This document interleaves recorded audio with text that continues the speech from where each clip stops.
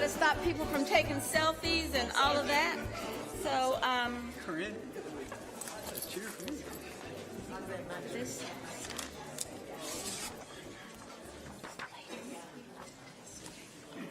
6:10. All right. Good evening, everyone. Thank you for your patience. I promise you that the time that we took was something that we needed to do. It was very important to accomplish, and I just want to say thank you for your patience. I know there are many of you that are here tonight because you didn't want to watch the Virginia game. So that's why you can come and enjoy.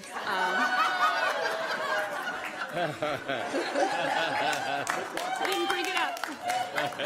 She did bring it up. So, Julie's youngest is at Virginia, and so she gets Not a in the privilege. library tonight.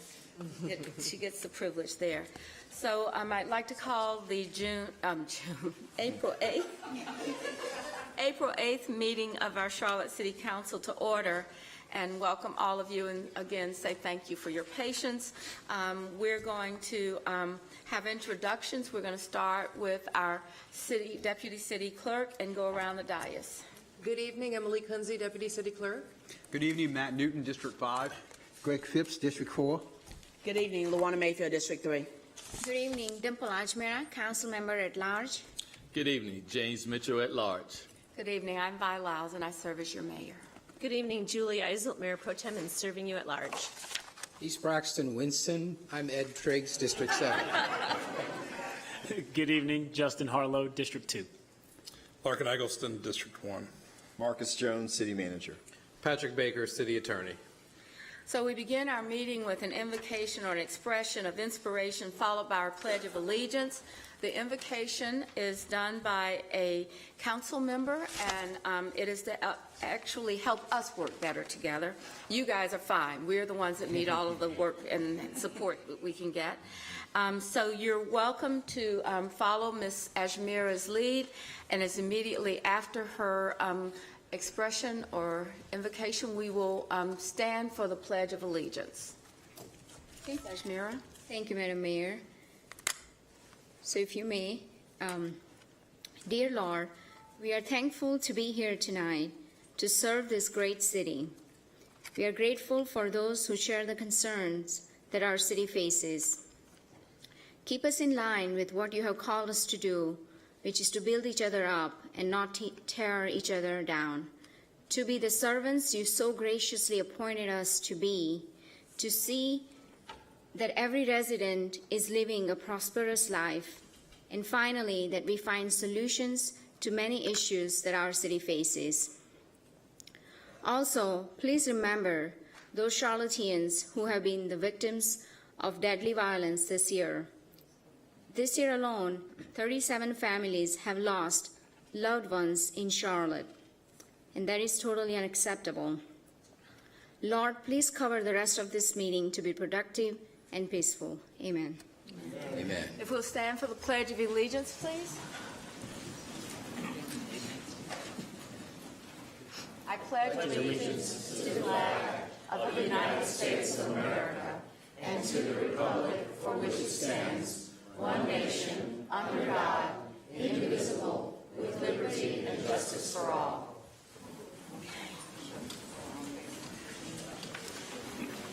I know that we're running a little bit late, but even with a full agenda tonight, I'd like to actually take a minute to address the situation that we have before the public forum. I want to address the idea and the thinking that this situation is becoming a real threat to our neighborhoods and therefore to our city. I introduced you. Too many of our people have been injured or have died within the last 10 days. We've lost 6 people. We lost Kendall Crank, a mother killed in a gang crossfire. Jonathan Whitlow, who was found rolled in a carpet. Santa Avido, shot by a man who dated her daughter with her husband still in the hospital. James Scott Anderson, who was found in a homeless camp. Derek Chambers, killed in a parking lot. Tion Bates, also killed in a parking lot. It goes without saying that we as mayor and the city council, but more importantly, as a community of people who want the absolute best for ourselves and our families, we cannot afford to sit idly by and ignore the extreme loss of life being suffered in our community right now. And even more than that, we must not point fingers, not look for places to place blame on others, or shirk our own civic responsibility by expecting someone else to solve this problem. Someone else has the answer. We must seek to get our community back on track. We must come together now in a way perhaps unlike anything we've ever experienced previously, and focus our energies on what we, each of us, can do to build the best outcomes for our community.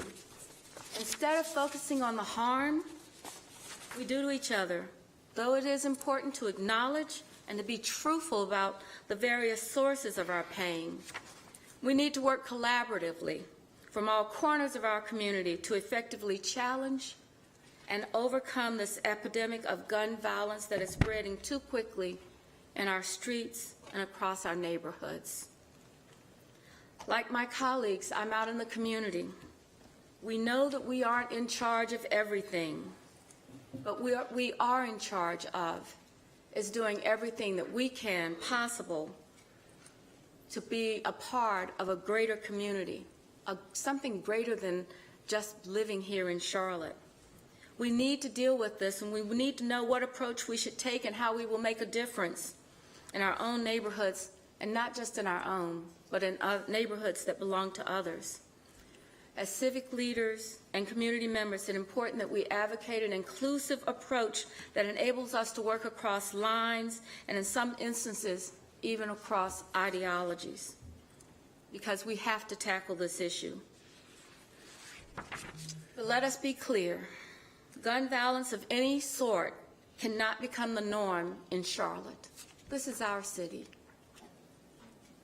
We cannot devolve into a culture that so devalues life and the lives of our neighbors that we willingly allow it to continue to be shot down without us doing anything.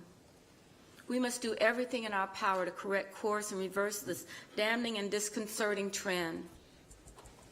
We have to want more for our communities and ourselves. We have to do better, and I know we can do better. Let us continue to keep people, not just the 6 that I talked about in the last 10 days, but the more than 30 people who have lost their lives in our city. And what are we going to do about it? Thank you so much for allowing me to do this. It pains me, but it's been something that I've been thinking about in the context of the many issues that we have for the last few weeks.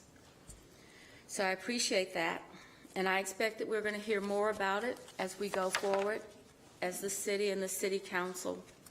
And I hope all of you will continue to think, what can you do to do better? So right now we're going to have our public forum, that we have people signed up to speak, and we will have 10 people speak, or I'm sorry, is that right? 10 people speak, at 3 minutes each.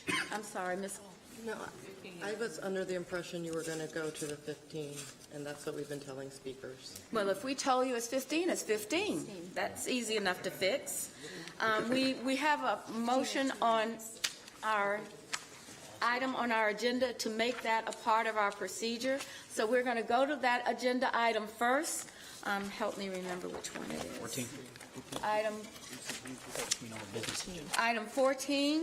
Madam Mayor, we do have 2 speakers on 14. We have speakers on 14. So Just 2. I know, I see. Wait a minute, I'm getting my new list from Ms. Kuntz. Who are they? I'm sorry. We have a revised list, and we have 2 people signed up to speak on item 14. So we will have, I know, I see it, but we need to read 14, what 14 is, so I am going to get it right here. Yes, good. Okay, item 14 is an action to approve an amendment to the Charlotte City Council Rules of Procedure. It came out of our Budget and Effectiveness Committee. The council has talked about it several times. We've actually amended our rules once to do it, which our city attorney did not think that was a good idea. But what we're doing is changing our rules to allow for 10 people to speak, up to 15, and if we have 15, we have people speak for 2 minutes, and 10. So today, because we're going to have 15 speakers, each speaker will have 2 minutes to speak. Is that what we said on the phone? Thank you. So I'm going to call up before on item 14, the two people that wanted to discuss this rule change were Joseph Margolis and Mr. Flip Benham. So Mr. Margolis and Mr. Benham, would you please come down and address us on item 14? She has an update list.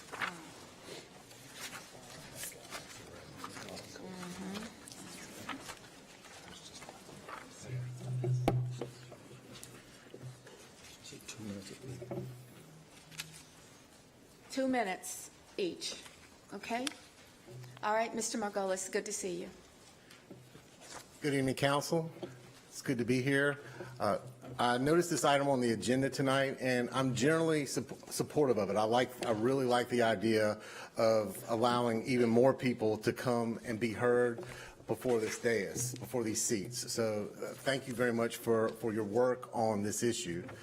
I do take exception to a certain aspect of your policy that I hope you will consider as you deliberate on this. I would like you to, what I've noticed is that once you get to speaker 11, what will be triggered is that the time limit will go down per speaker from 3 minutes to 2 minutes at 11. And I think that this automatic trigger is a potential loss to the community. This type of forum is a unique opportunity for a speaker to prepare talk on a broad topic and go maybe a little bit deeper than one might normally go when you're just speaking on a specific issue, a specific item on the agenda. So what I'm asking for is not that you just say leave it at 3. You guys probably have packed agendas where you might need to have some flexibility, I would think, to take away some of that additional 15 minutes that's going to come if you just allow 5 more speakers on there. Right now it's 10 speakers, that's 30 minutes, right? 5 more speakers, that's 45 minutes. So what I propose is that you keep it at 3, but allow yourselves, amend the language in there to give yourselves flexibility on a per forum basis to take it down incrementally by 15 seconds down to 2 minutes, like 2 minutes and 45 seconds, 2 minutes and 30 seconds, 2 minutes and 15 seconds. That way you're doing, it's a show of good faith that you're doing everything you can to value the input that we want to give you. Thank you. Let me, one thing that what we're doing is if 10 people or fewer have speaking, there will be 3 minutes. We will know if there is more than 10, and everybody gets 2 minutes. So nobody gets 3 minutes if it's over 10 people. Everybody gets 2 at that point. So that's the way it's written and recommended to us today. Point Mr. of Benham? order, ma'am, point of order just for a moment. Are we only going to get 2 minutes? Is that correct? Yes, that's correct.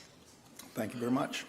Ms. Mayor and Council, I'm going to read you a scripture. It says, I also gave them over to statutes that were not good and laws they could not live by.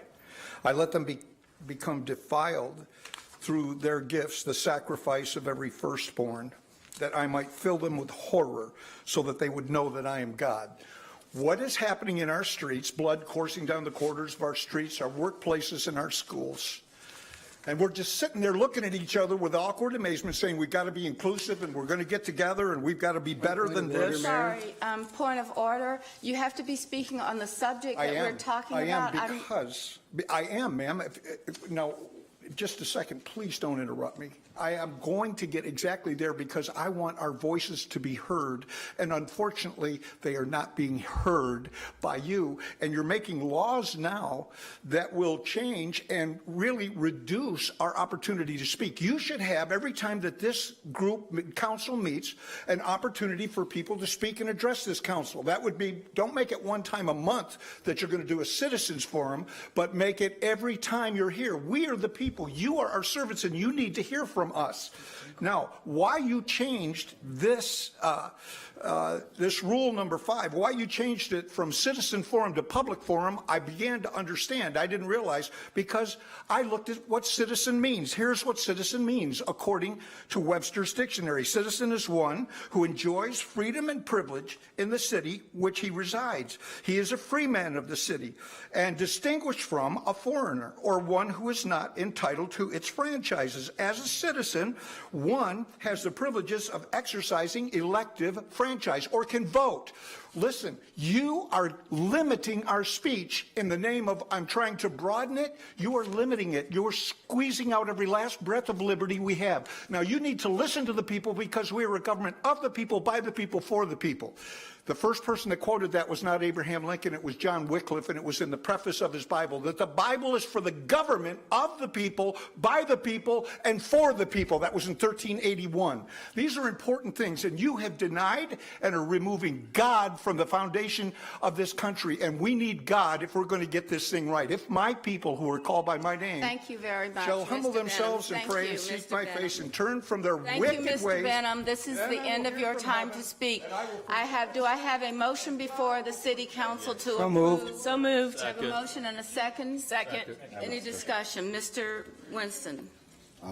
Yes, well, to answer Mr. Benham's question, we even allow not just citizens of Charlotte, but all the public to come and speak to us, even if they live in Concord. Don't respond. Don't respond to him. But I would like to say, although I agree with Mr. Margolis as well, that I think I would have liked to have 15 people at 3 minutes. I understand the time crunch, but Madam Mayor, and members of council, I think we need to add some language to this because what we ran into during the last public forum where we did have 15 people sign up, but 15 people didn't even show up. I don't even think 10 people showed up. So they were given only 2 minutes.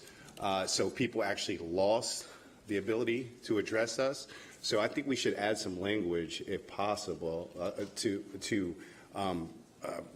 make sure that everybody on that list is present at the time that the public forum starts, so we can determine whether people are going to get 2 minutes or 3 minutes, because there was actually a deficit of time during the last public forum. But I went up to the 15 when we gave everybody 2. We Correct. did go beyond 10 to the 15. Correct, but not even 15 people showed up. 15 people signed up, but not even 10 people showed up. So we actually. It was more than we had more. It was more than 10 that showed up because I remember we went over. I went to the waiting list and started calling it from the waiting we list. started. Yeah, I did call people from the waiting list. I still don't think it got up to 15. Well, it probably didn't, but everybody that signed up, whether they were in attendance or not, or waiting on the waiting list, were heard. Everyone that signed up was heard. Everybody got a chance. I do know we got a chance. I still do not believe we got up to that threshold. So I think that we should have some type of where we can call everybody down. And if it's determined that if 15 people sign up, for instance, but only 9 people are here, those 9 people should get 3 minutes and not 2 minutes. What if 11? What if Well, we can set a rule that you have to be here at the start of the public forum. I mean, that's an additional rule. And Well, we have had people that we've called from that were late, and I always go back to the end of the list and ask those folks if they have arrived late, because I don't know the reasons with traffic or parking. I just try to make sure everybody gets a chance. It's a compromise. If we have to make the rule, if we have trying to give more liberty on one side and we have to tie it down on another with timeliness and attendance, I think that's fair, because there are also the situations like tonight where we have business upstairs that needed to be taken care of, and we give that cushion. So I would love to I have a motion right now on the I'd like floor to to make a approve. You'd like a substitute I motion? like a substitute motion. I don't have the language right now. Well, we can figure it out. Just- But if staff can, if we can make a substitute motion to have a roll call prior to the start of the public forum, which will determine the time limit that speakers have pursuant to what is in the current proposal. So just, I have. Okay, do I have a second to the substitute motion? The second. Wait a minute, let me, Second for the discussion. all right, I can't, Mr. Eggleston? Well, I Is can't, that a second? no, well, I can't second something I don't. Second, so we can get to the Yes, we discussion get to part of it. discussion. Thank I you. did second, but we have discussion. Okay, Mr. Eggleston. I was just trying to determine if Mr. Winston is proposing essentially a set amount of time that we're going to identify and then divide that by up to 15 speakers. No, that's no. We're saying, what I'm saying is, call a roll call. If we have 10 and under, if we have 10 and under present, when all is said and done, off the waiting list and everything, then they get 3 minutes. If there are 11 people, 11 to 15, they're 2 minutes. Oh, Okay. so, All right, we have a motion and a second. Mr. Phipps, I'm going to come around. I'm just going to come around the dais. I think Dr. Harlow is next. Mr. Driggs was next. So I think I got my clarity there. I thought I was understanding him to be proposing basically a true time limit for public forum, which is the cap, regardless of how many speakers we have, knowing that we will go up to 15 speakers. No. no, that's not what he's saying. I guess I'm just looking for clarity. No, it's good for, On the the substitute conversation. All right, so Mayor Pro Tem. So what I understand Mr. Winston to say is that if there are only 10 speakers signed up, it's 3 minutes, and no wait list, it's 3 minutes. If it's 15, over 10, up to 15, it goes to 2 minutes, but we figured out at the beginning of the public forum saying, raise your hand if you're here to speak. And if we know that it's more than that, then everybody's got 2 minutes. If everybody didn't show up because it's snowing out or whatever, and there's only 8 people out there, then they have 3 minutes.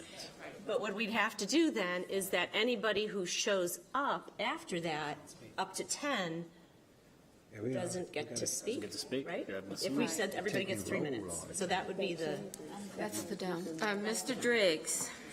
I think to that point, anybody who shows up such that the number was lower than 10 before and exceeds 10 afterwards can't speak, because we will have established a schedule, right, of 3 minutes per speaker. And the trouble is, it gets a little tricky. And I wanted to clarify, I think what I understood Mr. Margulis to say was, take the number of people who are actually here, divide it by 30 minutes, and give each of them that much time so that we don't have a 22-minute hearing if 11 people show up. So unfortunately, this is a little slippery. I like the idea of seeing who's here at the beginning of the meeting. So I'm on board with that. So that was the second. That was the substitute, substitute motion, which has a motion. second. So at least, because we could have the situation, even if we haven't, where because of people not showing up, everybody was limited to 2 minutes, and then there were only 8 of them. So I'm okay with that. I think the other modifications are trickier. All right. Mayor Pro Tem, would you like to speak to the motion? Well, I seconded the substitute Would you motion. would you like to speak to it? No, Okay. Mr. Mitchell? Ms. Ajmira? Thank you, Madam Mayor. So just so that I'm clear, so 30 minutes that we currently have for the public forum for 10 speakers will still stay the same, but if there are additional speakers and up to 5 more, so that for 2 minutes extra, so we'll go up to the max 40. Is that what your motion is, Mr. Winston? No, ma'am. Again, we're not. The answer to this is not going to be perfect, right? This is under the idea that we want to give as many people the ability to address us as possible. So it is 10 and under speakers present, 3 minutes apiece. Over 10 speakers, 11 to 15, they get 2 minutes apiece. Okay. So, Ms. So, Ajmira, please. you know, I think I'm clear on that. Thing is the mayor Okay, calls. Ms. Mayfield, no. Mr. Phipps? So is it a situation Okay. that we're going to be taking, like, roll multiple times during a meeting, or what? No, one Just time. in the beginning. So what is the beginning as defined as, when we come to the dais, or when it's the public time? Start public I forum. don't know. Excuse me? I'm trying to figure out, what is the time when we say, when we take an inventory of who's here? Is it when we are at the dais, or is it the time that's been published for the meeting? It would be at the time when we start the public forum, after we give our introductions, we give the Pledge of Allegiance and our invocation, and then the mayor opens up the public forum. She would give a roll call, and we would determine that we're here, and we would proceed. After that roll call is done, we would proceed with the public forum. Can people still sign up, just walk up and sign up? Yes, we've always had people. The question was, under your motion, do people I have the think ability? I think if it's 10 and under, right? If it's 10 and under, we've determined that they can get 3 minutes. So everybody gets 3 minutes. So if there's if there's 8 people that show up, 8 people get 3 minutes. That means that leaves room for 2 more people to sign up, and that's it. If it's over 11, if it's over 10, and they get 2 minutes apiece, we have the amount of time already allocated. So they get. And other people could sign up to the extent that the number doesn't exceed 15. Correct. You know, this was a committee discussion that was, and the council's done it a couple of times, so we're just trying to figure it out. Be patient, okay, with us. So, Mr. Phipps, did you finish? Did I clear? Not really, but If it's you can go to Mr. Well, maybe I can help. Okay. If it's under, if at the, okay, I'll try to clear it up a little more. If at the time of the roll call, there are under 10 people present, and you get 3 minutes apiece, up to 10 people, period. If at the time of the roll call, there are over 10 people, but not 15, you get 2 minutes apiece, and you can sign up to the number 15. Does that? Well, does our rules allow people, when does our rule allow people to sign up to speak? Can they sign up to speak during as people are speaking? Yeah, they can. Up to 15. Basically, what we're doing is going to eliminate the wait list, right? Because we're going to determine at the beginning, during the roll call, who is here. Maybe we should. I think Mr. Newton first. Will you go back around after everyone has individually had a chance to speak? And Mr. Newton would like to I pass. Your pro tem would like to speak. Well, I mean, this is the problem when we decide these things at the dais. And, Yes. you know, because it was discussed in committee. I support the motion, but it does seem like there's a lot of confusion, and which means I think we need to go back and. This was referred to committee, and we discussed it at committee, and we referred it to the full council. Yeah. And now we're back Full council, discussing it around the dais, so And we've got a lot to get to. confused. Yes, we have 19 people signed up on one agenda item, so if you. Can I call a question because If there- there's a substitute yes, motion? Well, yeah. Okay, everyone has spoken on the item that wishes to speak. All in favor of the substitute motion, please raise your hands. 1, 2, 3, 4. I believe that passes. Okay. So with Figure out that, what it actually is afterwards. when are we doing Minor this? details, Ed. Okay, Mayor. yes. So, I'm gonna bring up a tough one for us on the same item, Mayor, so don't be mad at me, please. I'm asking for forgiveness. Don't worry about me. These are the folks you need to be worried about. They, you know, these forums are for us to hear from the citizens of Charlotte. 879,000 citizens in our great city. The frustration I have is we have someone who don't live in Charlotte, don't own property in Charlotte, and use your time to come down here and speak to us. So we as a council really need to look who we're going to allow to speak, to govern, hold us accountable. Because please hold us accountable, but the right people should hold us accountable. And so part of this, Mayor, I'd like to see a location provision that you need to own or have a residence in Charlotte, North Carolina to sit at that podium to talk for 2 or 3 minutes. All right, I'm going to take that and refer that to the Budget and Government Effectiveness Committee. Right. And, you know, let's see, now, we have, is that okay with you to refer it to committee? So we'll take a look at that. So now we're going to go to our public forum, and I'd like to, I'd like to call the first 4 people down. We have 2 podiums. The first person is Belinda Shouldn't you be Mazik. calling the roll now, based on what we just did? Is she- Mayor, shouldn't you be calling the roll now, based on what we just did? They were told something different. I don't want to not change it. All right, so. But if you want me to call roll, all right, I'm now calling the roll of the speakers that signed up. Belinda Mazik, Joseph Margarlis. Well, they have to say here, we have to hear for, are they Well, here? I don't know how. Completely different topic. We Raise your signed up hand. for 2 different things. I don't know. Much for that Virginia game. All right, I can't see raising your hands. Yeah, so the committee, council just made a decision. That decision is moving forward. For tonight, just continue with our regular way. Yeah. Call out. If they're not here, then we go to the next one. So it has been suggested that we just continue with what the people that were signed up and had the instructions today, because we made the changes, they didn't. Right. So first person I have is Belinda Mazik. Are you here, Ms. Mazik? Yes. No, she's not. I don't see her. Somebody walking. Oh, that's Chris. That's Chris, that's not her. Yeah, that's not her. That's her. All right, Joseph Margarlis, if you would come down. Baxter McCory, are you here? I guess that wasn't Belinda. No, that was not Belinda.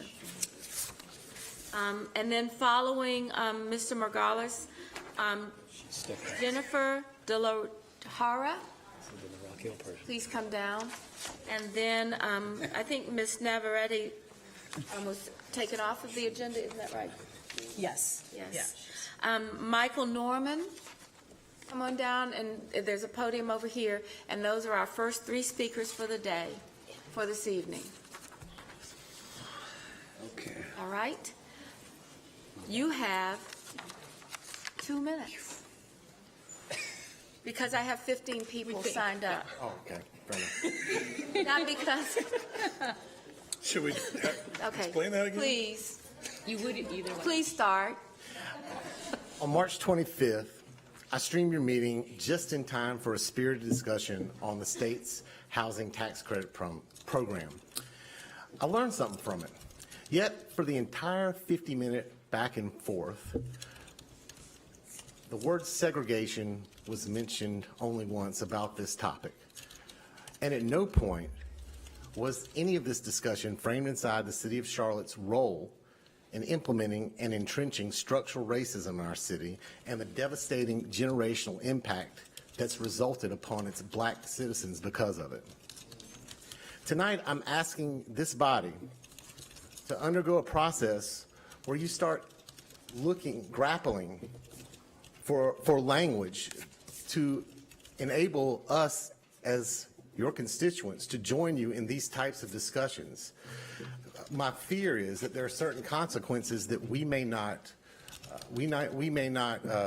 intend, but come upon us because of this. This morning, I was in Lake Arbor and had the privilege of attending a bus stop community action for the kids there, giving them snacks on the way to school. And it was a wonderful event. But what I learned there, that they haven't had a mailbox in that apartment facility for years. They haven't been receiving mail. I mean, you may have already known that. I don't know. But that's, to me, I see that as those type of results in our city. I believe they can be drawn from our history of decisions made by racists that once sat in all of those seats at the same time. And I'm not saying y'all are racist.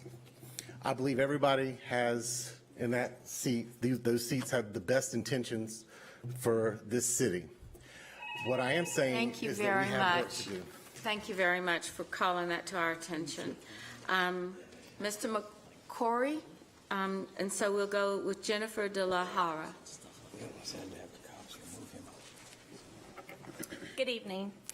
First, I would like to say thank you for the work that you've been doing over the past few weeks with the immigrant community. I have followed online, and I appreciate that. Tonight, I come to you to speak about the ICE raids as a Charlotte business owner, and I'd like to frame my specific comments around my principal employee, Laura, who is here with us tonight. You see, Laura is on DACA. And you may be sitting there thinking, well, why would she have to worry about the ICE raids? Because she is DACA-mented, right? But you see, that's just it. She, too, has to be concerned about the ICE raids. Because what we know for sure is that ICE does not honor the Fourth Amendment protections that have been extended to non-citizens by the Supreme Court in their racial profiling. Instead, they pick up people without warrants and throw them in the detention center and let the courts figure it out later. I have had a unique opportunity to go into the ICE detention centers and interview detainees, and I can tell you from firsthand experience that there are people sitting in there right now who have documentation just like Laura. And in fact, there are even cases where U.S. citizens have been unlawfully detained.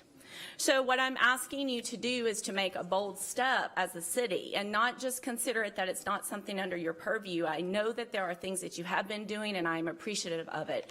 But let's add it to the federal legislative agenda that we call for specific immigration reform.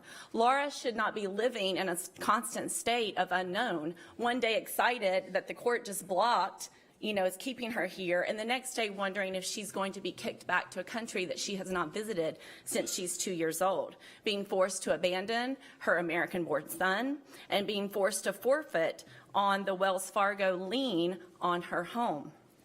And finally, what about me as a business owner? I don't want to lose my best employee.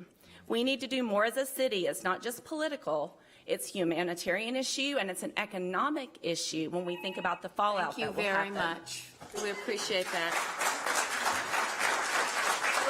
We'll hear more about the work of the on immigration later this evening. The next person is Mr. Norman. Thank you, Mr. Norman. Good evening. My name is Michael Norman, founder of Global Vocational Training Center and owner of International Electrical Solutions Incorporated. Thank you for allowing me to speak to you today. Thank you, Matt, for visiting the school and your support. Thank you, Ms. Mayfield, for your support. Global Vocational Training Center is an NCCER National Center for Construction Educational Research certified program working with adolescents, recent high school graduate, ex-offenders, unemployed, underemployed men and women, veterans, dislocated workers, and anyone else who is re-entering the community or struggling to find work in the Charlotte metropolitan area. I myself do Bible study at Jail Central on Sundays. During orientation, I was told that 95% of the jail population is African American. That was 1 year ago. I pray that the percentage is less today. This news blew my mind to a point that it created a drive in me to do something about it. This is my solution. We are training in NCCER core curriculum, life skills, Electrical 1 and Electrical 2. The program is 6 months, 4 days a week from the hours of 5:30 p.m. to 9 p.m. Global Vocational Training Center brings bankers, financial experts, business owners to empower our students. Our goal is to create an entrepreneurial mindset. After students graduate, they will receive a NCCER certificate and $300 worth of electrician tools and a job. We would like the city to work with us to educate, empower, and employ our community. Mr. Dix reached out to me, and we are having a meeting next month. We are committed and passionate about helping people transform their lives. We are Global Vocational Training Center where we educate, empower, and employ. Thank you. Thank you very much. All right, Rodney McGill. Rodney McGill. Is Rodney here? Yes. And then following Mr. McGill is Beverly Sanders. So we'll have Mr. McGill first, and then Ms. Sanders, you will be followed.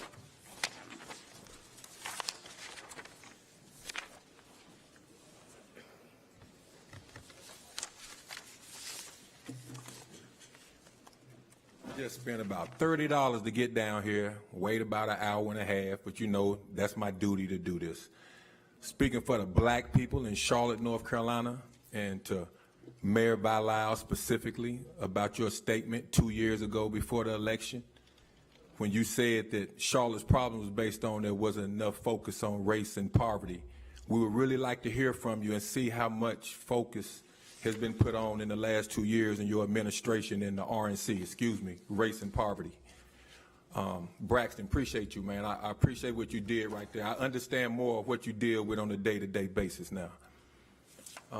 Matt Newton, I heard you last week talking about marginalized communities and working with communities, and I heard the mayor before this finding a better way to do things. 3 years I sat in here and said we was going to get rid of all of the people that really wasn't with the community, and we got 6 new council people. Now we've got 40 of those organizations together in the Charlotte East District, in the business district, right in your district, like I told you last year, Matt, and we're making great strides in doing that, and I'm making sure I want everybody in Charlotte Black, do not ask city council for anything that has to do with money or resources. There's 50 years, 100 years of underdevelopment on the west side of town, and it's not accidental. Thank you, Mr. McGill. Ms. Sanders.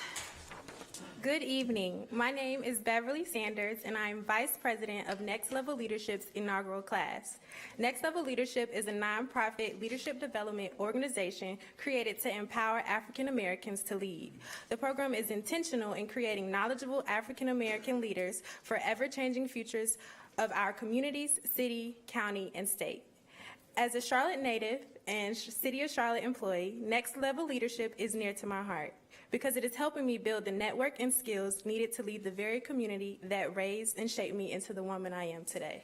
In an effort to reduce the staggering statistics that Black males are 9 times more likely to be suspended than other students in Charlotte-Mecklenburg schools and make up more than 79% of short-term suspensions, Class 1 hosted a day of mindfulness this past Saturday for over 40 African-American males ranging from ages 8 to 18.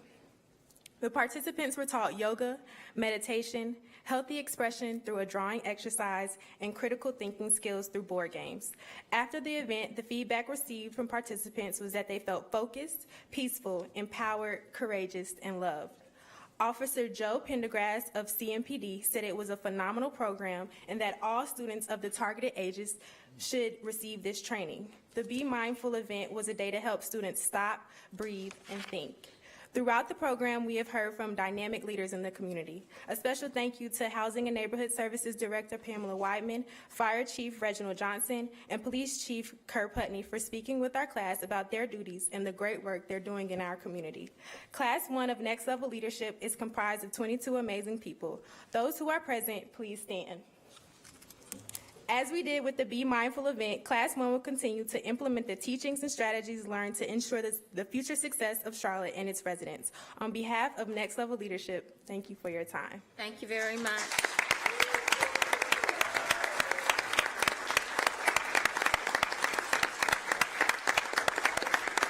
The only reason Mr. Mitchell has to stand is that he created, along with a number of us, Focus on Leadership years ago. So he had to go to the next level, and that's a great thing. Thank you. All right, Ms. Mack, would you please come down? And Mr. Keene, followed by Ms. Mack, followed by Mr. Zimmerman.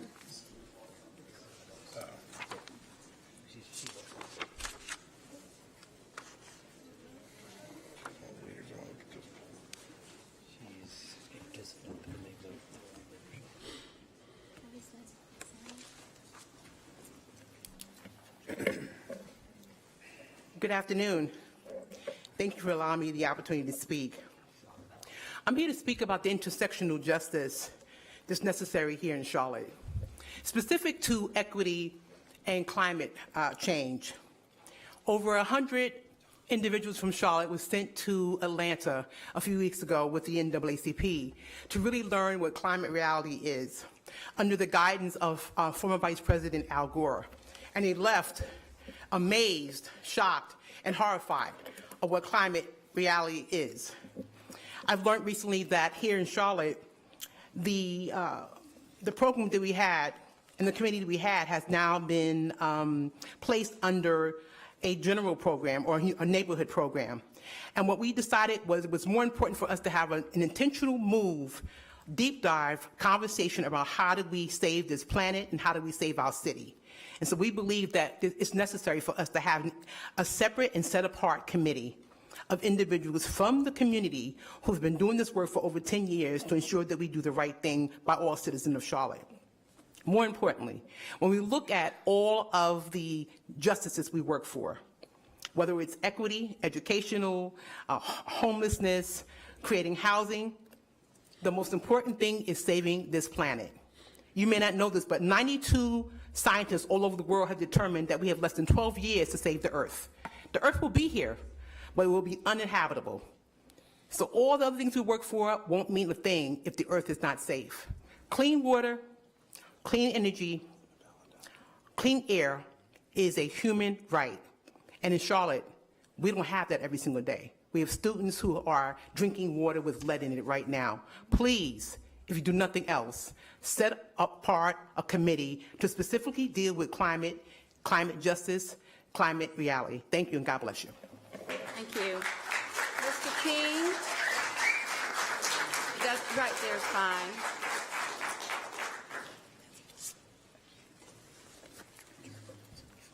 And Mr. Zimmerman? You're following, right. And then we'll get those two. Mr. King, thank you for being here. Good evening, everyone. I'm Don Keene from the North Carolina Climate Solutions Coalition. We are indeed proud to be involved with the City of Charlotte Environmental Committee over the last 2 years as part of a group which included our chairperson, Dimple Asmiar, along with the city head of staff, Rob Focus, his staff, and all members of the stakeholders group of citizens, members of the Environmental Committee. Together, we all managed to develop a strong resolution that calls for zero carbon in fuels for the city-owned buildings and fleets by 2030. This is tangible and challenging and has already made our city become recognized by others as an environmental leader. An action plan, or SEAP, S-E-A-P, which was a product of months' additional work. Together, both of these were approved unanimously by the City Council. Thank you very much for that. And we're the basis for being awarded a grant from the Mayor Greenberg's Foundation of over $2 million. Unfortunately, we just recently were informed that the Environmental Committee is being folded into 2 other committees, and that Dimple, our leader, will not be the chair of that committee. With such success so far in our work, why would we change horses in the beginning of implementation of such a vital action plan? There is much follow-up to be done, and people already involved. Thank you very much, Mr. King. Mr. Zimmerman? Restore the committee, please.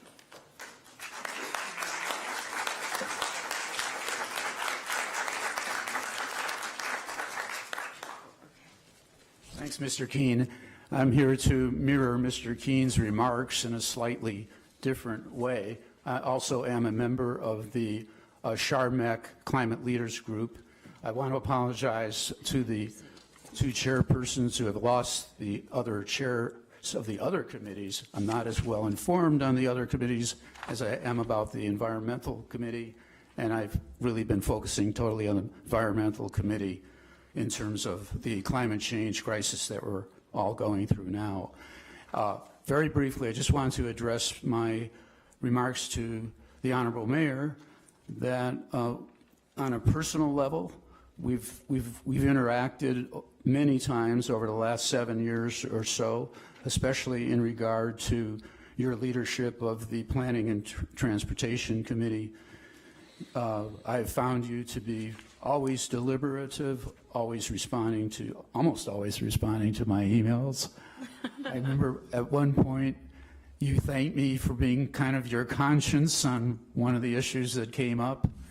I was especially proud of your vigorous support of affordable housing and getting the funds set up, and I sent you an email right away as soon as I found out about that.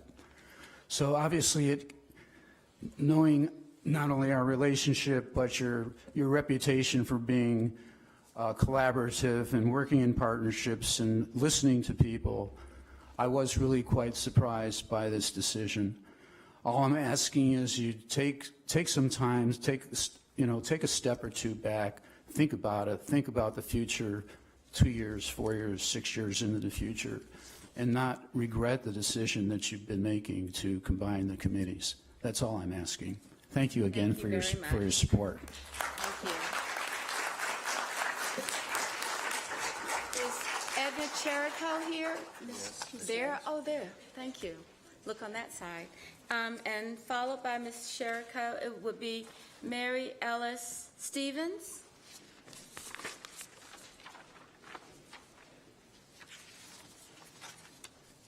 Good to see you.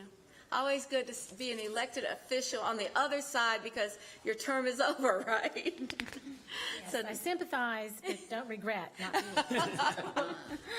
Good evening. There should be a little invitation being passed around right now. For those of you who don't know me, I'm Edna Chirico, Regional Director for OutTeach. You may have known us as Green Teacher Network or Real School Gardens in the past. I'm here with an invitation for you to join us on May the 10th for our 5th Outdoor Learning Laboratory Transformation. It's also known as the Big Dig. This is sponsored by Duke Energy and will engage over 100 of their employees in building 12 to 14 outdoor learning features, kind of like an HGTV event.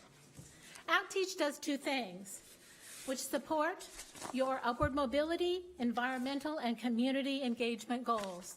First, we train teachers at our Title I schools on how to take their classes outside and use the outdoors as a three-dimensional classroom, making learning real and relevant. This improves teachers' effectiveness and student engagement, key indicators of academic improvement. While the teachers learn how to focus on their science, math, and literacy, we also infuse nutrition education, environmental literacy, and all other aspects of the Whole Child Initiative. We've been a partner of Mecklenburg Public Health for the past 4 years, now supporting the research that connects improved nutrition with improved academics. The second thing we do is build dynamic outdoor learning gardens, safe outdoor spaces, inviting for parents and community members. As I mentioned, this is our 5th Big Dig event to date. We have brought over $400,000 in corporate money to our schools, our Title I schools, and nearly 400 volunteers, many of whom regularly engage with these schools. Thank you for those of you, and I think there's about half of you, who've already engaged with us at various events. Hope to see you May 10th. Thank you very much for the invitation. All right. Ms. Stevens? My name is Mariella Stevens. I just turned 14. This Friday, April 12th, will mark week 7 of my school strike for climate. I strike as part of the International Fridays for Future movement, founded by 16-year-old Swedish climate activist Greta Thunberg, who was recently nominated for a Nobel Peace Prize. On Fridays, thousands of kids worldwide skip school in protest in front of local parliament. I have been right outside this building for the past 6 weeks.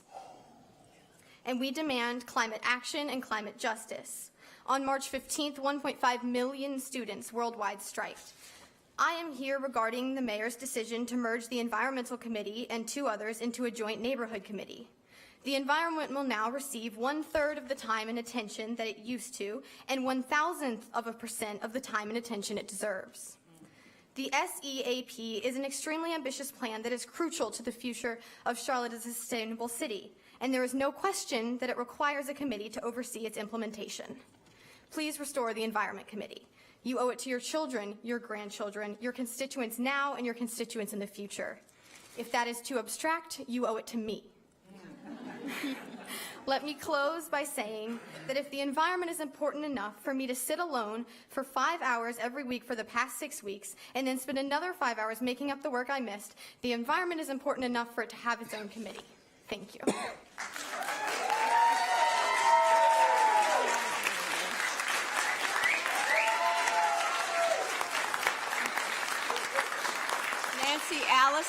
Nancy Allison, and Gary Page. Nancy Allison? Is Nancy here? Allison? Gary Page? Gary Page, are you here? Nope. No, that's not here. Ronald Ross, Ron Ross? I saw Ron somewhere, yes.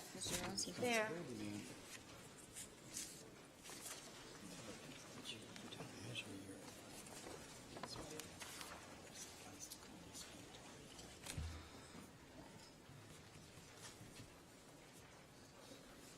Whew, I learned not to run down those steps finally.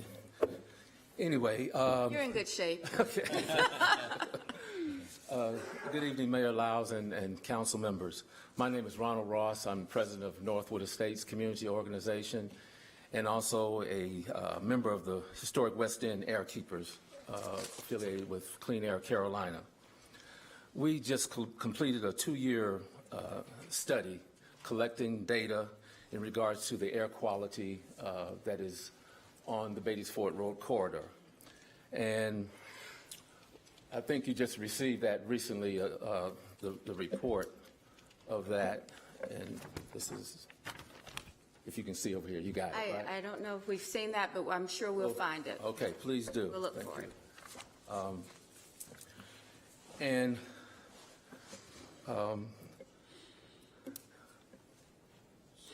what we need to do, as far as what we're looking at, is the issue of environmental justice that arises when certain communities, through no fault of their own, are more impacted than others by the sources of pollution that's located near where they live, work, and play.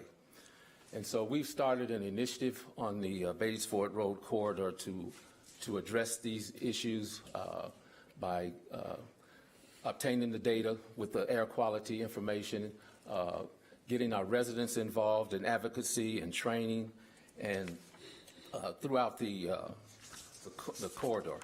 And we need your support to continue this work and then continue to reduce the air pollution that's prevalent in our communities, and also to improve the air quality and also make it better for the rest of the city of Charlotte. And very briefly, I want to express my opposition to the elimination of the Environmental Committee, and I would like to request a formal explanation of why that decision was made. Thank you. Well, thank you. It's always important. Mr. Ross just made the point that I was trying to make around our committees, is that when we have our neighborhoods involved in this work, and as we talk about building strength of a neighborhood, that means a lot.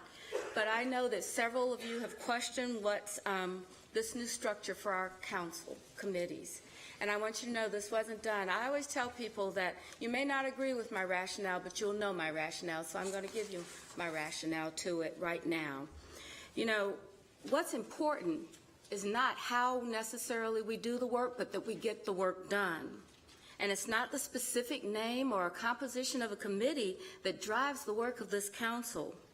What it is that we work together and really think about what we're doing collectively to advance equity and opportunity for everyone.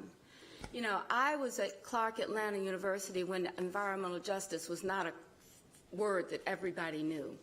So my idea around this is always built around the idea of where did those highways go and tear up African American neighborhoods? Where did we put plants that did not really matter because of industrial zoning, because of African American neighborhoods? That's my life. I know that. It is my core. So when we talk about this and we start thinking about what are we doing, it's something that every one of us, just like I talked about the violence in this community, that we have to do, individually and collectively. How we do it is more important for everyone around this dais. You know, when I met Mayor Bloomberg in his leadership class that I'm still attending, still trying to learn to do my very best by everyone in the city, He then invited me to the Women for Climate Change, and his philanthropy did that for me. And that climate change conference reinforced what this council had approved in January, that we need to stop talking in silos and begin to work on a collaborative approach. So I spoke at that conference, and I had and reiterated my conviction that we have to innovate through sustainability. Now, this new committee structure isn't just about the Environmental Committee, but it is about every neighborhood in this community having sustainability, economic justice, economic development, good roads, good sidewalks. You have heard me say over and over again, we can put a house in a neighborhood, but that neighborhood doesn't exist until we put sidewalks, trees, clean air, clean water. Because it is not one segment of anything that we do that doesn't impact the other. So, you know, when I think about that, healthy neighborhoods and the work that we're doing around that, it's having a safe street, knowing that you can go outside and walk without feeling your personal safety being violated.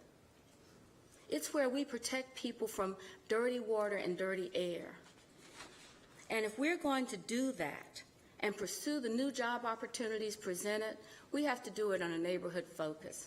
Now, the council had a long discussion about this at their council retreat, and we made a decision to have 3 priorities, and the committees work under those priorities. And when you talk about what's important around this, it's actually that if we can break down the silos between our engineering department and our neighborhood department by having them work together on a team, that council committee can actually encourage them to be innovative, to put more resources in it.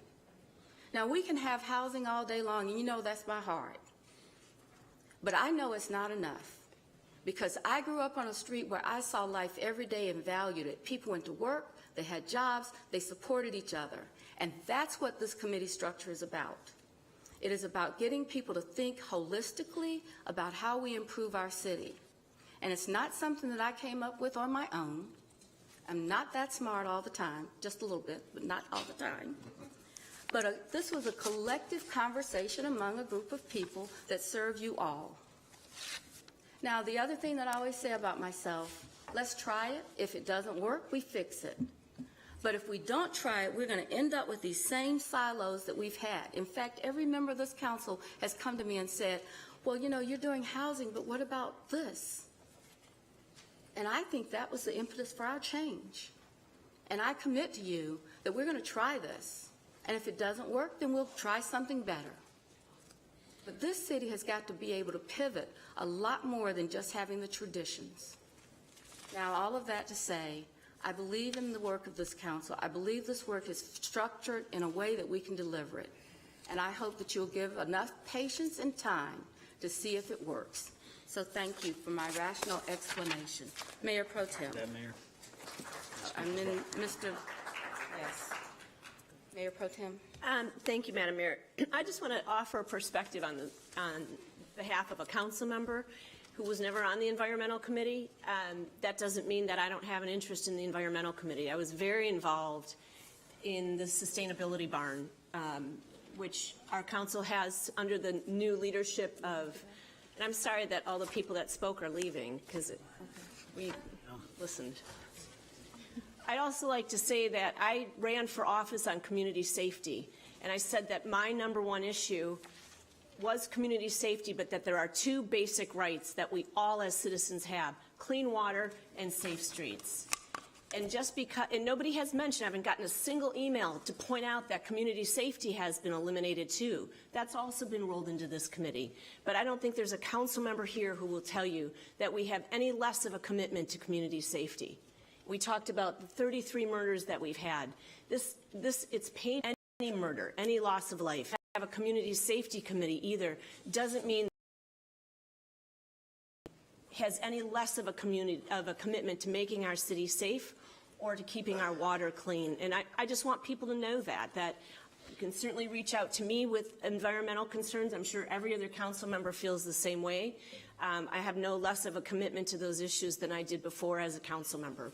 Thank you. Dr. Harlow? Thank you, Mayor. And I want to say thanks to everyone who's here today, those that are tuning in, that share in what I believe still exists as a strong priority for this council, and that's being reflected by members of the community as well.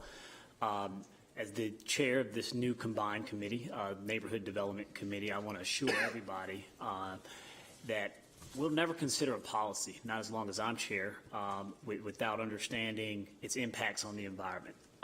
I think what you're getting here through the mayor's decisions and appointments is going to eventually will come out to be a more well-managed government. I share the belief that by building safer neighborhoods, we always have to have healthy infrastructure involved, trees, energy efficiency, waste mitigation. I live in that West End community that Mr. Ross spoke of, and we talk about the legacy of pollution and vehicle emissions and construction sites that have left long-lasting ramifications on disinvested communities. So I, as this new chair, have no doubt that with every conversation we have, we're going to have those equitable justice conversations as it relates to the environment. But we're also going to have them in relation to public safety. We're also going to have them in relation to housing and neighborhood development. Too often we heard from you all, talking about how we speak in these instances about our priorities in silos. This is a way to unsilo this. In Mr. Bakari's absence, he always talks about verticals and horizontals. This is a way for us to help connect some of those dots in a more horizontal fashion. Any policy that has been referred or policy question that's been referred to the Environment Committee will still be a part of this committee. No different for housing and neighborhood development, and no different for community safety. This is an opportunity, I think, for you all to get more out of your council. I think so often I'll throw us under the bus a little bit here. I think too often we have charged staff to bring us back slide decks of 100 slides to fit into an hour lunch committee meeting, and we wasted your time. We wasted your resources when doing that. And so to get to quicker policy implications, policy decisions, policy impact that we all want, that we all share, I think this is an opportunity to be more structured in a way that gets us to answering those policy questions faster so that we can impact these communities. I do ask you to give this a chance, not because I'm chairing it, but give this a chance because we want to serve you better. I supported the CAP. I respect all the work that the hundreds of stakeholders and that Ms. Ajmira led in the efforts to get that before us and get that passed. And we're committed to implementing everything that's in that CAP. We're committed to preserving our tree canopy. We're committed to those things. Those things don't go away just because a committee changes its name. So again, I urge and I'm hopeful, and I know that you all are passionate. I'm passionate with you. That you give this a chance. Allow us to work. Still join us at our community meetings. I'll continue to work on all the initiatives that were in the various committees that have now been combined. I hope that Ms. Ajmira and others and the staff and you all as community stakeholders will continue to hold and will continue to meet and have stakeholder sessions. None of these things will change. None of these things will change. This is on the record, so hold me to it. Hold us to it. But give this a chance, please. Thank you. Thank you. Ms. Ajmira? Thank you, Madam Mayor. So as a former chair of the committee, I think I should also weigh into this. Obviously, it was indeed a privilege to serve many of you as the chair of the Environment Committee. And this past year has been historic for Council. We passed historic Strategic Energy Action Plan to transition to low-carbon future, followed by American Cities Climate Challenge, which we received over $2 million in resources to fight the climate change. Certainly, we became a global leader in sustainability and resiliency. And let me assure you that my work will not end here. The impact of climate change is truly something that keeps me awake at night. And I recognize that many of you share the same passion. And I'll continue to listen to you and be your voice till we meet our resiliency and CAP goals and continue to work with the new chair to meet our 2030 internal 2030 city goals and community-wide 2050 goals. So stay tuned as we host more stakeholder engagement sessions, and I'll continue to include our new chair of the committee and collaborate on those goals. So again, thank you for giving me an opportunity to serve you all. Let's make 2019 another historic year for all of us. Okay. With that, we're going to excuse Mr. Winston. I think by our rules, if you're excused, then it's neutral to the vote. And so we're going to excuse Mr. Winston for the remainder of this agenda. And so the next item on our agenda is the consent items. And I have we had one consent item.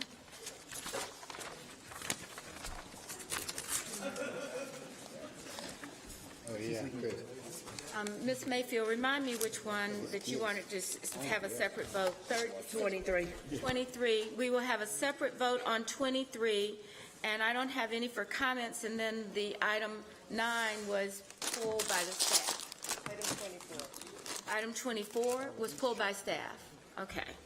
So can I have a motion for consent items 21 through 35, with the exception of 24, which was asked to be delayed by staff, and 23 for a separate vote. May I have a motion? So moved. Second. I have a motion, a second. All in favor, say aye. Aye. Aye. Any opposed? We're there. So the next item on our agenda is item 23. Shamrock Drive upgrades to improve a contract an amount of $616,000 with STV Engineers for engineering design services for the Shamrock Drive upgrades project. Ms. Mayfield?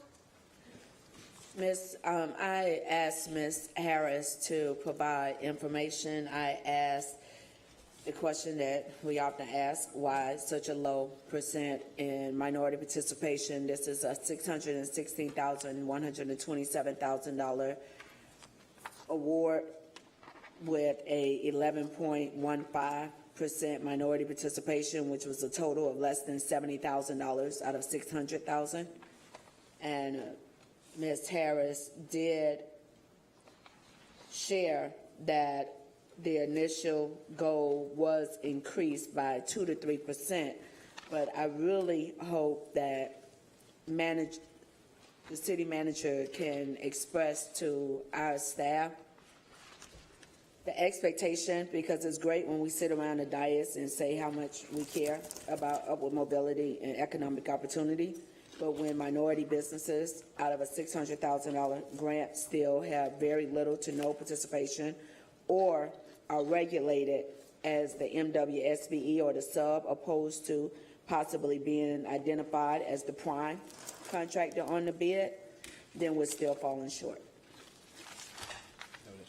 Thank you. All right. Do I have a motion for approval of item 24? Motion approved. Have a motion approval. Have a second? Second. All in favor, please say aye. Aye. Okay. So the next item on our agenda is a public hearing on the fiscal year 2020 annual action plan for housing and community development. Do we have any speakers signed up, Ms.? Okay, we don't have any speakers signed up. Close the hearing. Second. It's okay, we'll close that public hearing. Please note that you had a corrected copy with the latest data on it. We need to vote to close the meeting now? Yes. Vote, all right, all in favor of closing the public hearing? So moved. Okay. So then this will come back to us at our next meeting? Okay. The next item is a public hearing on a resolution to close an unopened alleyway off of Drummond Avenue and Catawba Avenue. First, we need a public hearing, and then there'll be a second action to adopt a resolution to close this unopened alleyway. Do we have any speakers signed up? Motion to close the public hearing. Second. All right, we have a motion. All in favor, say aye. Aye. All right, do I have a Move motion to for? adopt the resolution? Second. All right, do we have all in favor of the adoption of the resolution, please say aye. Aye. Okay, any opposed? The next item is a public hearing on a resolution to close an unopened alleyway off of North McDowell and North Meyer Street. And is there anyone signed up to speak, Ms.? Motion to close the public hearing. Second. All in favor of that motion, please say aye. Aye. Any opposed? Motion to adopt the resolution. Second. We have a motion and a second to adopt a resolution to close that unopened alleyway. All in favor, say aye. Aye. Any opposed? The next item on our agenda is the city manager's report. Mayor, members of council, you have my 30-day memo in front of you. The only change is the CRVA update that would have happened tonight. We've moved that to the 22nd. And if as well the council, I'd like to use the remaining time for the city manager's report to have Federico Rios come up and give us an update on some of the ad hoc committee work that has occurred over the past few weeks. Good evening, Madam Mayor, members of council. Good to see you, Federico, and we're really sorry for the loss of your dad. And I appreciate you taking the time to be with your family, okay? Thank you. So I did want to take the opportunity to thank the members of the committee and all the members of council for their support during our Immigrant Community Committee process, and especially considering the passing of my father during that process. I'm exceptionally grateful to have been a part of this process. And more than I can ever say, I'm thankful for Emily Yaffe, the other half of the Office of International Relations, and her work during my absence. So we're going to start by going straight into this presentation. Madam Mayor, you gave us a charge on February 14th to listen to the immigrant community and to identify strategies and actions that we could take. We can move the slides. I don't have a clicker. So somebody up there will do that, yes. Thank you. So these were our charges. We'll move on to the next slide.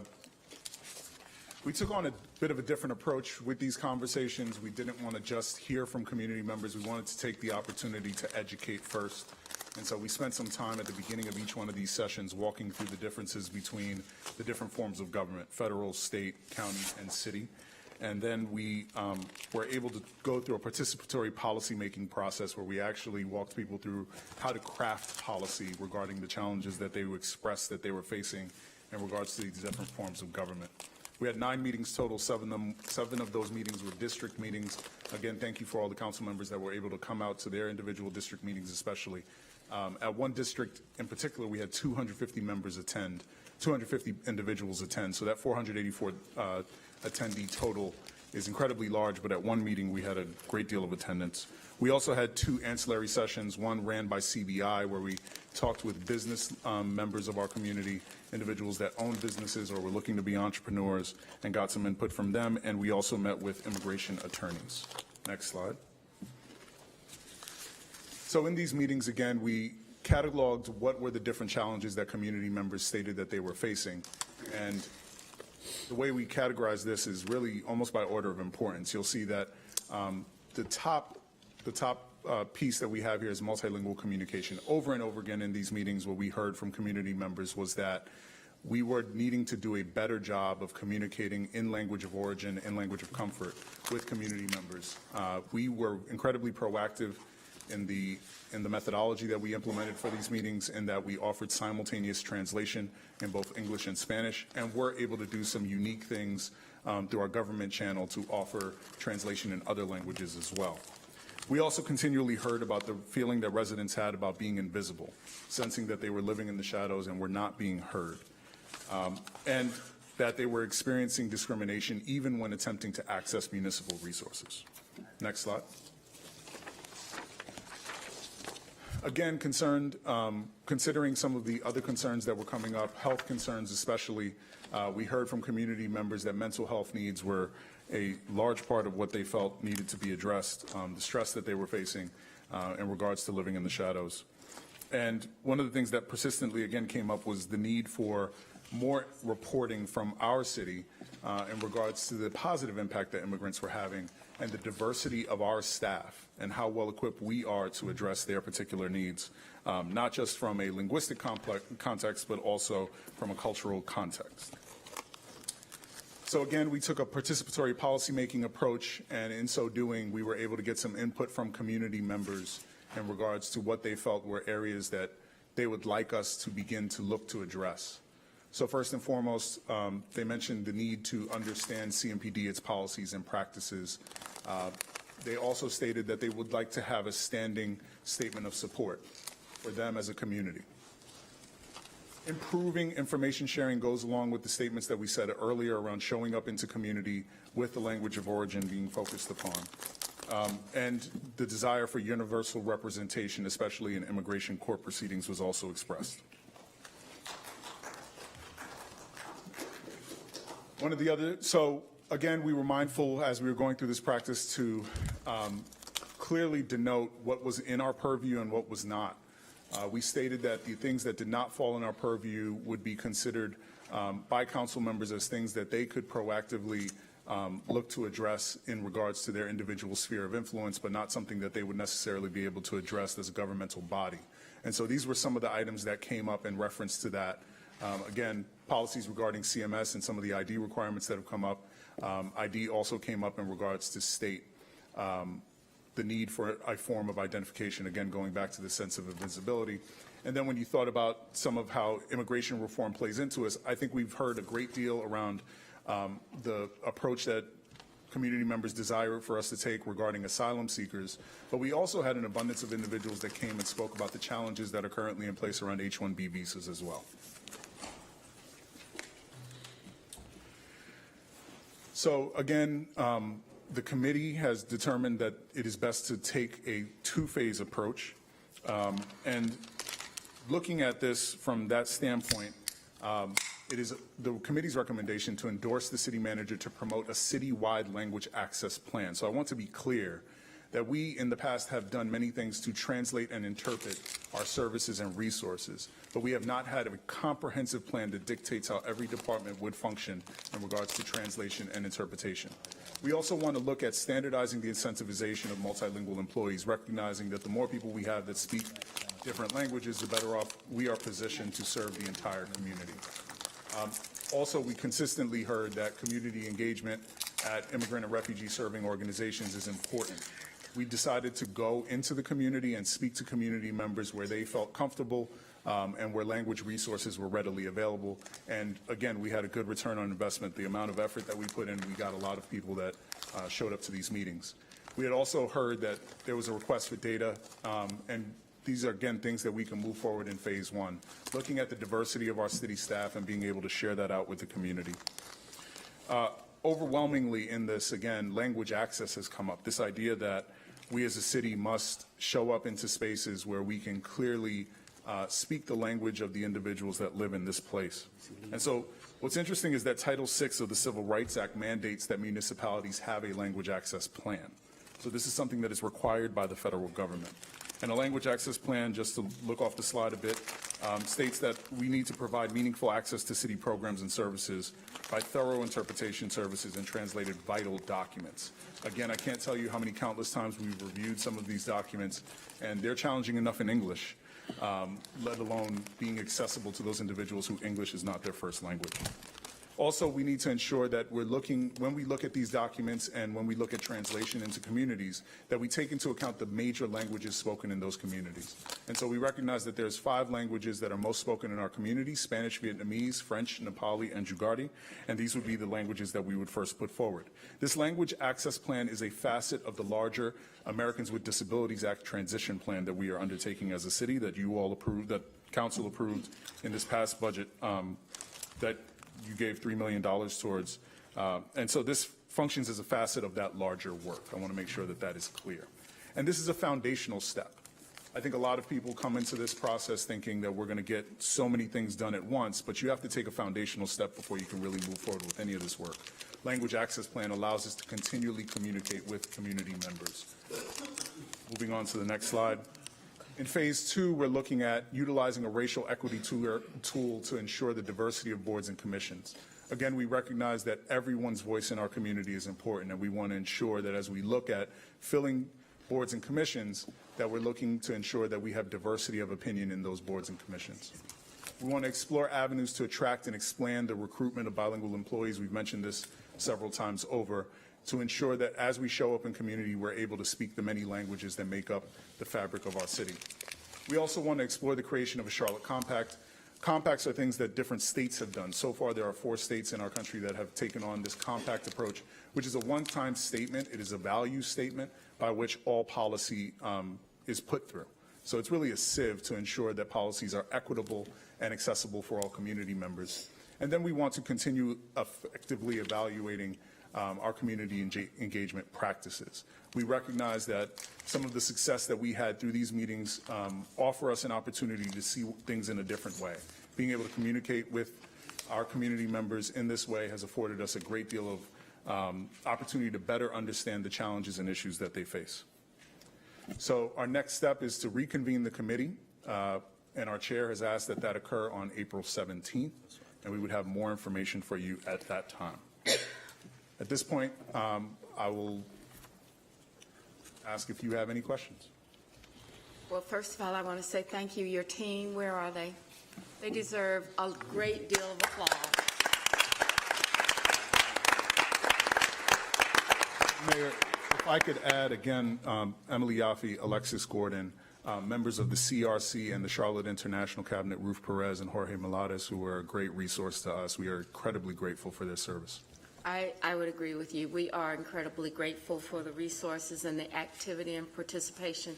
If you go from the time that people were saying, why aren't you doing something, to doing something, I think that you have proved the value of our International and Immigrant Office, and I appreciate that from you and your entire team. I also want to say thank you to those that attended the sessions. I know Larkin was at every one, Justin, Ed, Julie, James, Greg, and Matt. So I really, and the committee members for their deliberation, I really appreciate that as well. So we're looking forward to it. And that isn't a question, but it is really, truly a commendation to the entire group and the efforts of every one of you. So very much appreciate that. So questions now. Mr. Driggs. I want to mention that at the District 7 meeting, if you recall, there were people from India who talked about their visa problems. And earlier today, I had occasion to speak to Jane Wu, who is the head of the North America Chinese Charlotte Chamber of Commerce, who also talked about the nightmares related to visas. So if we're talking about federal agenda items, I recognize that the Latino community dominates and that the relationship with ICE is a big headache, but we must not kind of let other communities feel neglected or fail to take up issues like visa difficulties as well, to be truly inclusive. Great Absolutely, point. and to your point, it wasn't just at District 7 that we heard from our large Indian community. I know 6 had also, yes. So again, taking into account that the second largest nationality group of our immigrant population here in Charlotte is our Indian community, and so we recognize that makes up a large part of this unique fabric that makes up Charlotte. And we're incredibly grateful for those that have come out, and we should continue to consider the challenges that they face, not just one subset within the larger group. Right. Thank you. Ms. Ajmira has a question. Oh, no, I just wanted to, thank you, Madam Mayor. I just wanted to respond to Mr. Drake's question about various visa issues by Asian American community at large, Chinese Americans, Indian Americans. I had shared some of those concerns that were raised by Indian Americans and Chinese Americans at our last committee meeting, and I know that's something Emily and Federico, they're both looking into that, so there will be more update on that as to what resources that we can provide to immigrant community at large. But I think overall the committee has done a pretty good job of looking at immigration from a holistic perspective, considering various diverse communities within our immigrant community, from Latino community to Asian Americans to even our European immigrants, even our African immigrants. So I think overall we are looking at it from the holistic level. So Mr. Eggleston, I don't know if you want to share some of the remarks and comments that we had from our last meeting that was specific to Indian Americans as well as some of our other immigrant communities. Well, we can, as was mentioned, the next meeting will be on the 17th, but Mr. Driggs touched on one of the main things we heard outside of what a lot of the public discussion has been around immigration enforcement, which obviously was a large topic in all of our community meetings.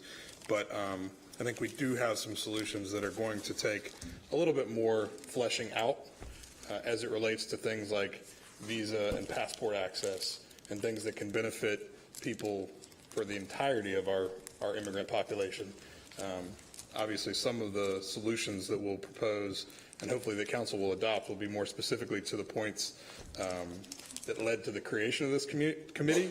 But I think, as you pointed out, and as Mayor pointed out, there are other parts of the immigrant community that this gave an opportunity and a platform to voice concerns that maybe we hadn't been considering or wouldn't have come up but for the creation of this committee by the mayor. So some of what we'll propose on the 17th, and I imagine that will be probably the second to last of the committee meetings. This is an ad hoc committee, and we'll the things that we set forward will continue to take work and action by the council, but I think the committee will conclude probably late April, early May. But some of those things will come out, and I think we can act on quickly, and others will take more long-term work by Mr. Rios and Ms. Yaffe. But I do appreciate everybody's engagement in this process. Mr. Phipps?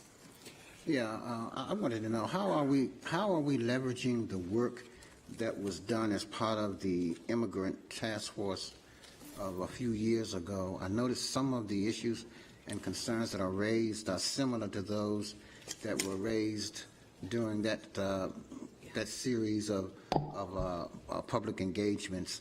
So how are we looking back and mapping any kind of our responses to some of those same issues that's brought up now back then, or how are we using that information? Well, I'll let Mr. Rios address that as well, but this position exists that he is in thanks to the work of that committee, and I was the chair of, former council member Nancy Carter was here earlier, and she and I overlapped as chairs during the Immigrant Integration Task Force creation and work, and it created the position in the office that Federico and Emily are in now, and he can speak to some of the recommendations that were put forward. And one of the pledges that I had kind of made was that I would try to make sure that recommendations that came from this committee were things that the council has purview to take action on. Some of the things that were recommended by the Immigrant Integration Task Force were deemed to be things that were not necessarily in our purview. Some were and were implemented, some were and maybe have not yet been implemented, but that was reviewed as part of the work of this committee, and Mr. Rios can speak to a couple of those things in particular if you'd like. I think you captured it incredibly well. The work of the Immigrant Integration Task Force actually led to our strategic plan for our office, so it actually dictates the workflow that we undertake. There is some overlap. There were many things that fell outside of our jurisdictional purview, and so they are more of items that we advocate for, but the things that fall within our purview we work towards. So these are the strategic items that we continually push for within the confines of our office. All right. Mayor Pro Tem. Federico, thank you, Madam Mayor. Federico, talking about outside of our purview, is there any conversation with the county with regard to health and human services and languages? I recall touring Jail North last year, I think, and they had access to translation in other languages for the population there, but they included languages like Creole, which I think probably went back to a need back in the 80s and hasn't changed. So it made me wonder if in fact you're going to have an opportunity to talk to the county about that, even the magistrate's court, the sheriff's office, any of the health and human services that come in, folks that come into contact with our local population. Correct. So we will be having discussions with the county once we've cemented what our recommendations are, what the committee has determined their recommendations are, and all the partners that are adjacent to it. You notice that we listed some items that community is having challenges understanding, and so we would have conversations around those items. We have been in conversation with Pin Zapanga, who works in the county, with the county around some of these challenges and how we could work in tandem. Rather than just doing things in isolation, which I think was a narrative you heard earlier. Thank you. Thank you. Mr. Newton? Yes, ma'am. Federico, thank you. Thank you, Emily. Thank you, Alexis. Thank you, CRC. All of your hard work is starting to pay off. This was a process started by our mayor about, a month and a half ago. It didn't happen overnight. And I just want to recognize your hard work, the work of my fellow committee members, our committee chair, Council Member Eggleston, the language access plan. We had talked about this in committee. It's ambitious in nature, and I love that. And I hope that we can continue to be ambitious with all of our ideas that are springing forward from the committee's hard work. And I think we can do it in a bipartisan fashion too, right? So we're starting to see the council, right, kind of bridge, right, some of the divide. Something that came up that I think is important to note is that what we heard oftentimes was that the community was experiencing a gap, a language barrier, communication barrier to understanding what we as a city provide, what our role is. And I think that this language access plan is going to help us bridge that divide. So I'm really looking forward to it coming forward, us voting on that, and looking forward to our continued work on the numerous community recommendations, the Charlotte Compact, the federal legislative agenda. These are things that I think, maybe a month and a half ago, we might have been worlds apart, right? But I think we're really starting to come together on some sort of collective vision that we can move forward on together with. Thank you. Thank you very much. I think, and if no further questions, thank you again for your work. Thank you, Mr. Jones. Do you have anything else to add to your report? That's it, Mayor. Okay. So we've taken care of item 14. If you were here for that, we've done that. So the next item on our agenda is item 15, housing funding support request. Approve $11 million, almost $12 million in housing trust fund allocations for the following multifamily developments, contingent upon their receiving 9% tax credits from the North Carolina Housing Finance Agency. Abington West Side, Brookwood Apartments, Connolly Creek Apartments, Mayfield at Sugar Creek, Parkside at Hickory Grove, Rosewood Commons 2, Sugar Creek Green, the Park Seniors. That's the one that's named after you. The Park Seniors. She gets Mayfield, I get the Park Seniors. Okay, ma'am. Sorry. So before we begin this, I want you to know that we have 19 people signed up to speak, so we'll be doing 2 minutes for each person. And so we'll start with our speakers, and our first speaker is Ms. Thompson, Ms. Queen Thompson, followed by, I'm going to call 4 names at a time, so if you would start coming down in groups of 4. Queen Thompson, Marvin Thompson, Ed Gartber, Liz Millsaps Hegler. That would be our first 4.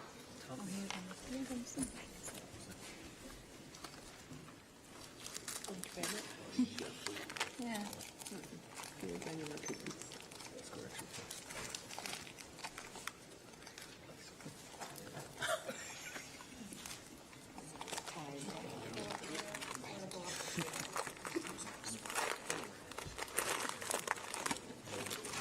Okay. Ms. Thompson, good to see you again. Again.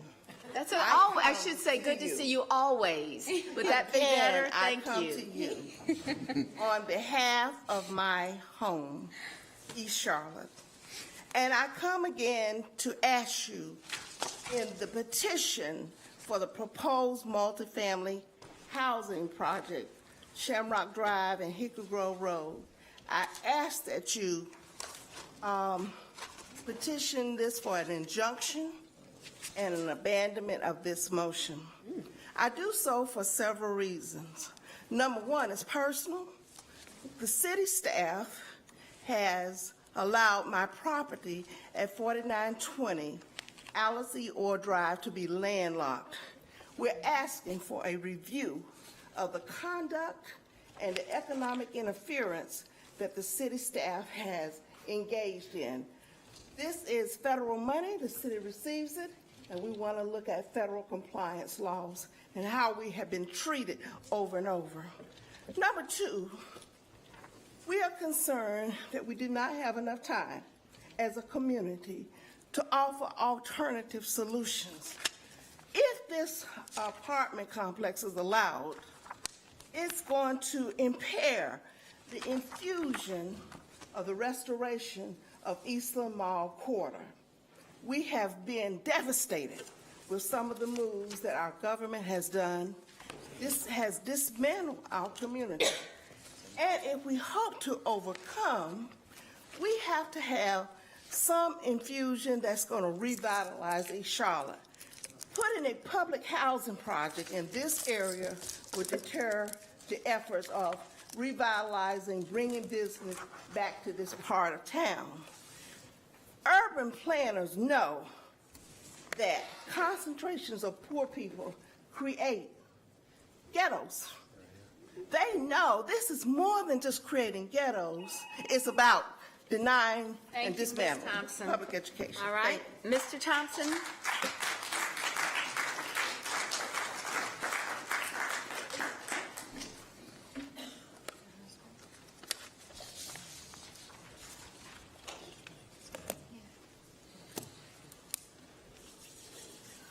Good evening. My name is Melvin Thompson. I live in East Charlotte. I have been disappointed in the services and the actions that have taken place since I retired from service. I was born in Charlotte, 2 parents, graduated high school, worked, went in service, served 20 years, come back, and everything that we touched was illegal, improper, but the beat went on. We have a house that we built, never had an inspection, but yet we occupy it. The electricity was never passed. I asked the plumber, he said no. The plumbing didn't pass. We had people out there looking at it. They all agreed that it was wrong, but nobody did anything. So I'm wondering, why weren't the laws enforced on our behalf? And, you know, it did. The building permits, no. Landlocked on Shamrock Drive, we have property up there we're trying to develop, but we don't have access to it. But yet we pay taxes every year, and we ask, and then somebody will say, oh, well, we'll get back to you. It's been 35 years. They ain't got back yet. So something is wrong somewhere. I would just like to know why the laws weren't enforced on our behalf. Thank you. Thank you very much.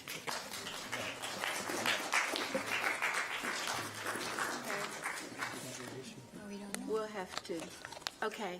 So the next speaker, Mr. Garber, excuse me. And then Liz is here. Okay. Following Liz will be Angie Ford and James Lee. Hi, Council and Mayor Lyles. My name is Ed Garber, lifelong East Sider. I just wanted to speak on behalf of this Parkside at Hickory Grove proposal for affordable housing, or should I say subsidized housing. And I'm just asking you to vote no on this. I know that there's been a lot of talk about not separating all of these 9% proposals and just putting them in one lump vote, because apparently there's a precedent that will be set if you don't do that. So I guess my point is, I don't know why you wouldn't set a precedent when you've established guidelines that determine whether you as a council think something is good for our city or not. Now, based on the criteria, you have already basically determined that based on the analysis that the staff has done.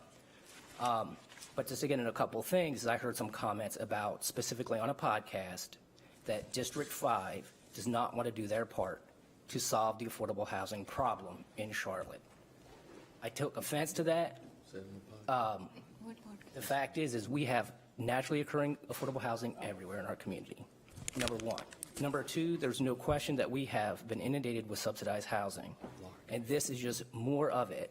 And there's over 80 units. The developer could not give us a reason why we would want it in our community, except that poor people need a place to live, and that with more poor people, there might be more people with some money to have a grocery store. Now, when I go to other parts of the city, like I went to Park Road Shopping Center the other day, I couldn't pick a restaurant. But when I go over to Hickory Grove Road, there are no restaurants. So if we're going to add more poor people to a school that's Title I, where are those opportunities for those kids? The kids that are there now, then we're going to add more kids to that, and then we're going to take the jobs that really don't exist over there and don't pay $15 an hour minimum wage. We're going to add more poor people to that. When they get out, what are they going to do? Thank Besides you, ask to Mr. vote no. Garber. Really appreciate you coming down. All right, Miss.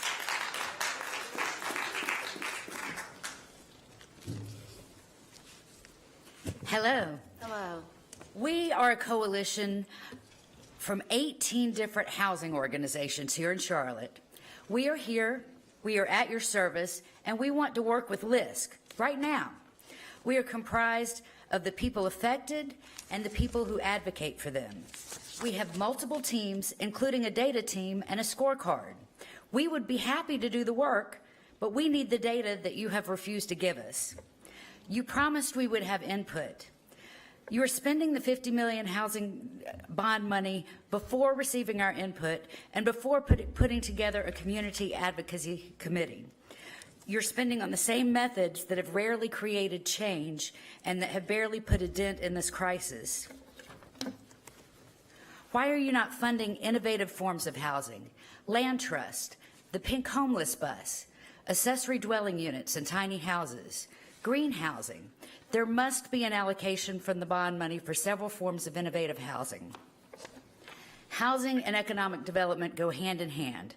We want you to revamp our economic development policies because they reinforce the discriminatory practices of the past, like redlining. Why aren't we talking about micro retail, tech incubators, the 25,000 products that can be made with our new industrial hemp crop? We want you to think outside the box and stop doing the same things that haven't worked. And it starts right here with item number 15. Parkside at Hickory Grove is slated for an area that is absolutely begging for gentrification. The developer has a D rating with the Better Business Bureau. It completely goes against the Charlotte's housing locational policy, and it scores a 16.8 out of 60. Why would you approve any development that doesn't score at least half? Remove it from this funding list. Take a closer, in-depth look at the rest of the projects. Let us help you do it. Give us the data. Give us the full authority to work with LISC. We are the Housing Justice Coalition. Thank you very much.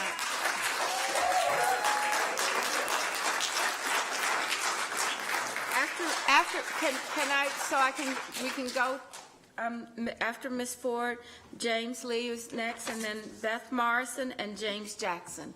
Beth Morrison and James Jackson. How are you, Ms. Ford? I'm very well, thank you, Madam Mayor, members of the City Council. Good evening, and thanks for allowing me to speak today. I'm an advocate for affordable housing with the Homeless Services Network, OneMEC, and the Housing Justice Coalition. Last August 27th, this council passed the housing framework. On page 12, this framework states, to ensure community collaboration, the city will implement a process improvement to inform and seek community input on bond-funded housing support requests, specifically including those who advocate for or are personally impacted by displacement and homelessness. We have been asking for involvement in this process ever since then. So far, to no avail. On January 26, the Council passed a housing locational policy, which includes a scoring mechanism to rank proposed developments according to several criteria. We applaud this development as a way to ensure that housing dollars are spent in optimum ways. We have asked the city staff to share with us and the wider public how that scoring mechanism works. This also has not yet happened. But we were pleased to see the scoring mechanism being used for the project being voted on tonight. Imagine our surprise when projects that score very low according to your own system are now put forward to be approved for sending on to the state. I call your attention particularly to the proposal for Parkside at Hickory Grove. It got a 1 out of 10 on proximity and 3.4 for diversity. Would you not understand the reasoning process that would consider this a desirable development for an area that is already suffering the consequences of previous unwise housing strategies? So we ask that the council keep its word and institute the promised process improvement. Sooner rather than later, we need community participation. Thank you. Thank you. All right. Mr. Lee? Lee?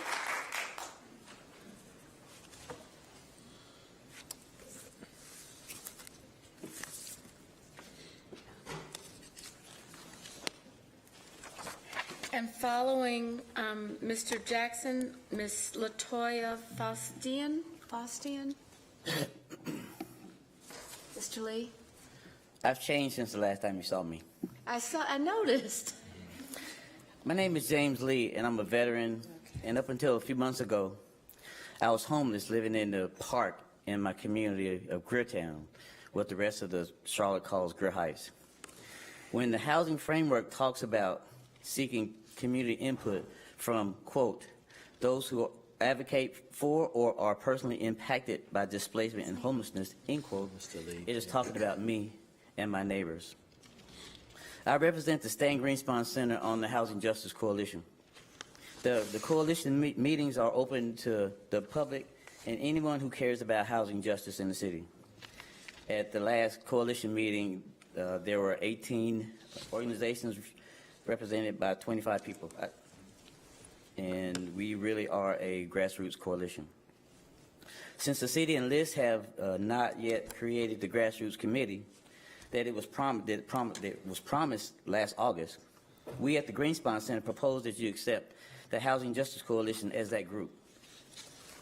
If city staff will provide the details of spending proposals at least 45 days before council votes on them, the coalition will score those proposals so that all our voices can be heard. And then you will meet the commitment that you made when each of you voted to approve the housing framework last August. And with my remaining seconds, I want to say that between you guys and these people, we're going to turn Charlotte upside down from 50 to number 1. I see that happening. Mayor, with your leadership, with the council, thank you. People that's behind us, I see us doing that. So we have to do that. So that's my Thank you. Okay. I'm sorry, I failed to call Beth Morrison would be following Mr. Lee. Beth Morrison following Mr. Lee. And then James Jackson. Go ahead. Hi. No, Mr. Lee? Oh, I'm sorry, I forgot to mark Mr. Lee off. Okay, Ms. Morrison. Hi, good evening. I'm Beth Morrison, and I am a resident of East Charlotte. I live in the Hickory Ridge neighborhood, not very far away from the park site at Hickory Grove. I'm also a part of the Housing Justice Coalition, and it's been great to be with a group of people so knowledgeable and so caring about our residents to have safe, healthy, affordable housing. Mayor Lyles, what you said earlier really struck a chord with me. The city needs to be able to pivot beyond just traditions. That's not what we're seeing here. We're not being innovative. We're spending potentially $12 million of the $50 million that this community came together in such a generous way to fund. And there are more innovative ways that we could do this, especially considering some of the proposed developments like Parkside at Hickory Grove. I'm just wondering why council has chosen not to apply its own locational policy to evaluate these developments and only put forward the best ones that actually meet that framework to the state for potential funding. We know that only maybe 3 or 4 will be approved. Why not put our best foot forward and only submit the ones that would be a benefit to our community? So we really want you to involve us in this decision. Give us time to be at the table and discuss how this is going to affect us in the community. Listen to us, take our expertise, and make these decisions really be something more innovative than just recreating what's been done in the past. Thank you. Thank you, Ms. Morrison. Mr. Jackson. And Mr. Jackson is followed by LaToya Fostian and Tirzee Caffey and Bradley Caffey. You come All right. down. I'll save us some time with LaToya because I'll represent both of us to speak Okay. on the subject. My name is James Jackson, and I'm chairman of the newly created Park Community Development Corp., part of the Park family, including the Park Church, Bishop Claude Alexander, and we're happy to have our chairman of our broader board, Deacon Cleveland Huntley, here with us today. And Deacon Huntley and Bishop Alexander felt like we had an opportunity to impact the findings from the Opportunity Task Force by creating this Community Development Corporation a couple of years ago. We chose a mission that revolved around affordable housing, workforce development, and healthy living because we felt like those were the three components relative to lifting particularly 18 to 24-year-olds and families and seniors up so that, as the gentleman spoke, we can move from 50 to number one.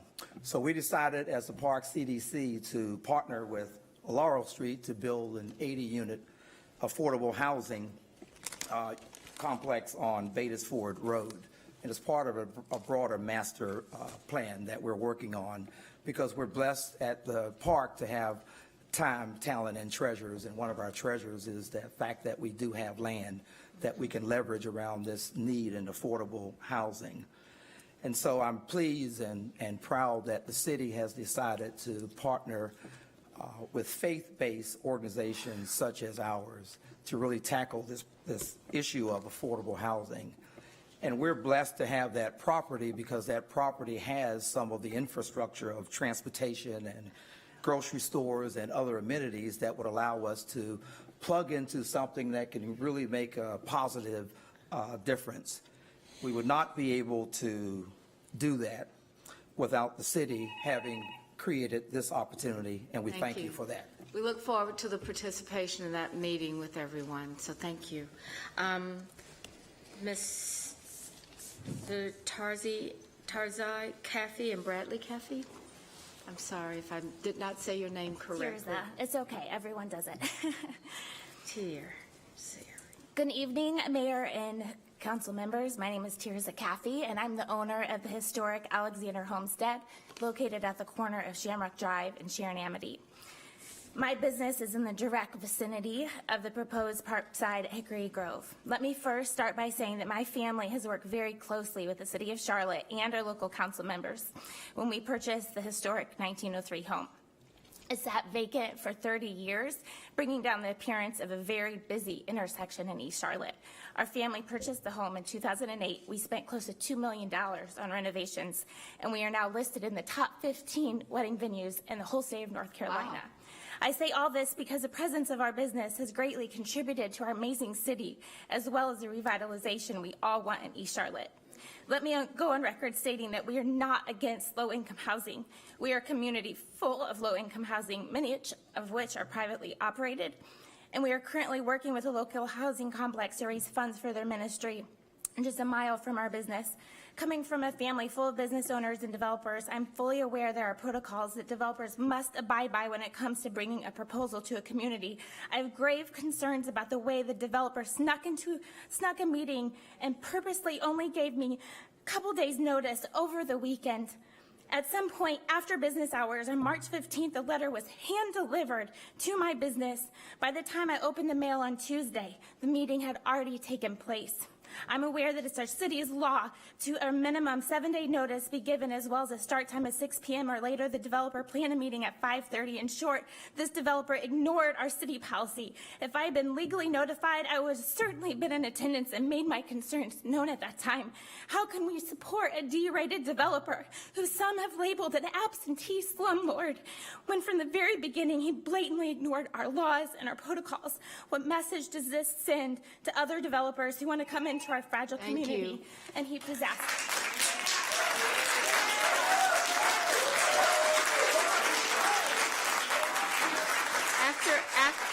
After I bet you have a tough act to follow all the time, right? Always. Always, I bet. So after Mr. Caffey speaks, Patrick Barber, Mimi Davis, that's my grandchildren call me, and John Reinhardt. Mr. Barber, Ms. Davis, and Mr. Reinhardt. Thank you. Madam Mayor and council members, my name is Reverend Bradley Caffey. I am the co-owner of the historic Alexander Homestead. I want to follow up my beautiful wife's statement by sharing 4 reasons I think the location of Parkside at Hickory Grove is a terrible idea for our neighborhood. First of all, we have incredibly major traffic issues. Over the past 4 months, our business monument alone has been struck and destroyed twice by car accidents. There are constant accidents at the intersection of Shamrock and Sharon Amity, and on numerous occasions, police have told us this is one of the most dangerous intersections in all of East Charlotte.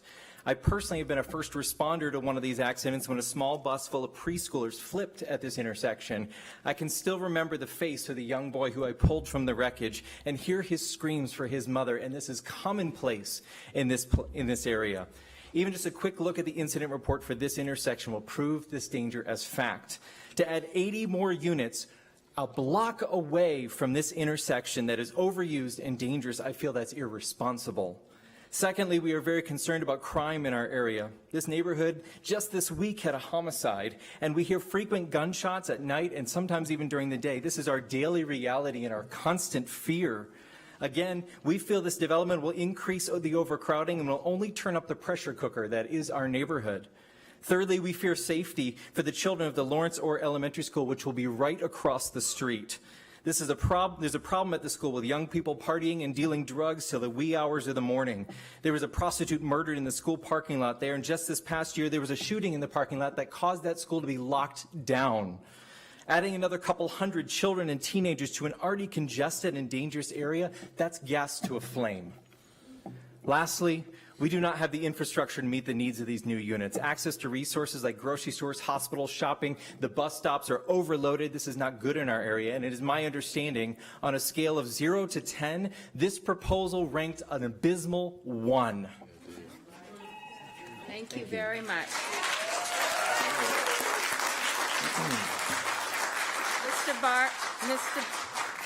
Mr. Barber, thank you. Do I start now? Yes, please. All right, thank you. I'm Patrick Barber, and I'm representing also Lanisha Barber, my wife. We own the property that is actually immediately beside the Parkside at Hickory Grove, so they would actually be building it in our yard. There are some facts I wanted to bring to your attention. We understand that the city has guidelines for community meetings held by developers, including 7 days prior notice to the community, and that meetings are to start after 6 p.m. A notice letter of the Parkside at Hickory Grove community meeting was placed in our mailbox on Friday, which I did not see until Saturday due to the mail having ran that day. The letter was not sent via U.S. mail and was not dated. It was placed in my mailbox. The letter had the meeting starting at 5:30 p.m. We were unable to get to the meeting until after 5:30 p.m. We arrived at 5:45 p.m. and the developer's presentation was over by the time we got there. We could have planned and potentially been there sooner if we had notice of the meeting. I strongly believe that the city should not approve this affordable housing proposal and in effect reward a developer who broke the rules with $1 million payday or set a precedent whereby it's okay for a developer to bypass the community's voice. Also, the location in which the developer has proposed to build a development is being placed in a highly concentrated area that already experiences major traffic problems. I was personally told by the developer that the entrance to the housing project is required to be placed directly across the street from the entrance to the Lawrence Orr School, which not only had an accident I witnessed, but ripped the railing off the front of the school. That's also where the shooting occurred, right from my porch where I was able to witness and see it. Is there time sensitivity? There are many days and nights we hear sirens, gunshots, and we witness accidents right in that intersection. Coming out of my household, there are many times when I am almost hit myself and my wife is almost hit, so we have to be extra cautious driving down that road, that inch of Shamrock. So ethics, morals, integrity, respect, all we asked for was that. Thank you very much. That's all we asked for.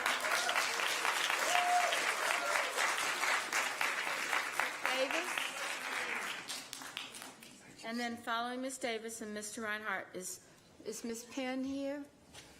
Blanche Penn? Deborah Dryden? and Kathy Stillwell.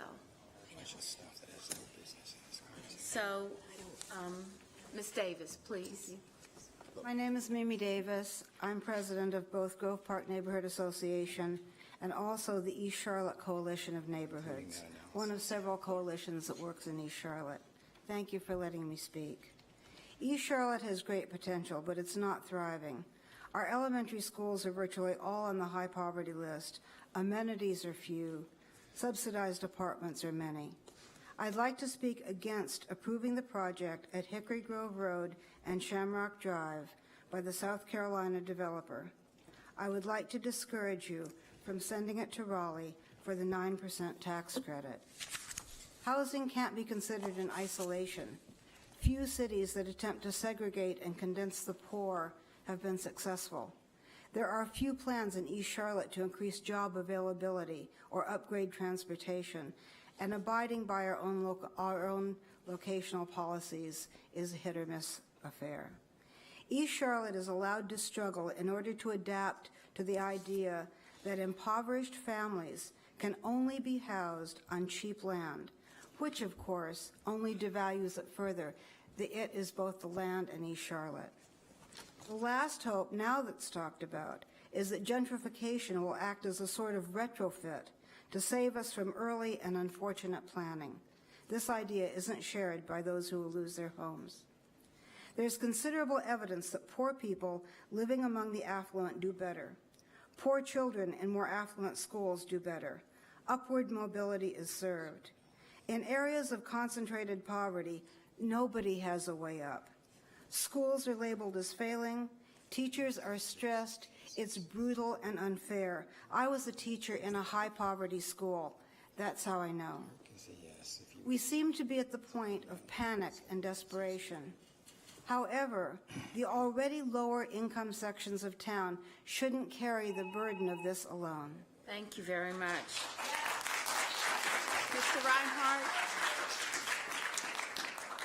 And then Ms. Dryden. After Mr. Reinhardt, go.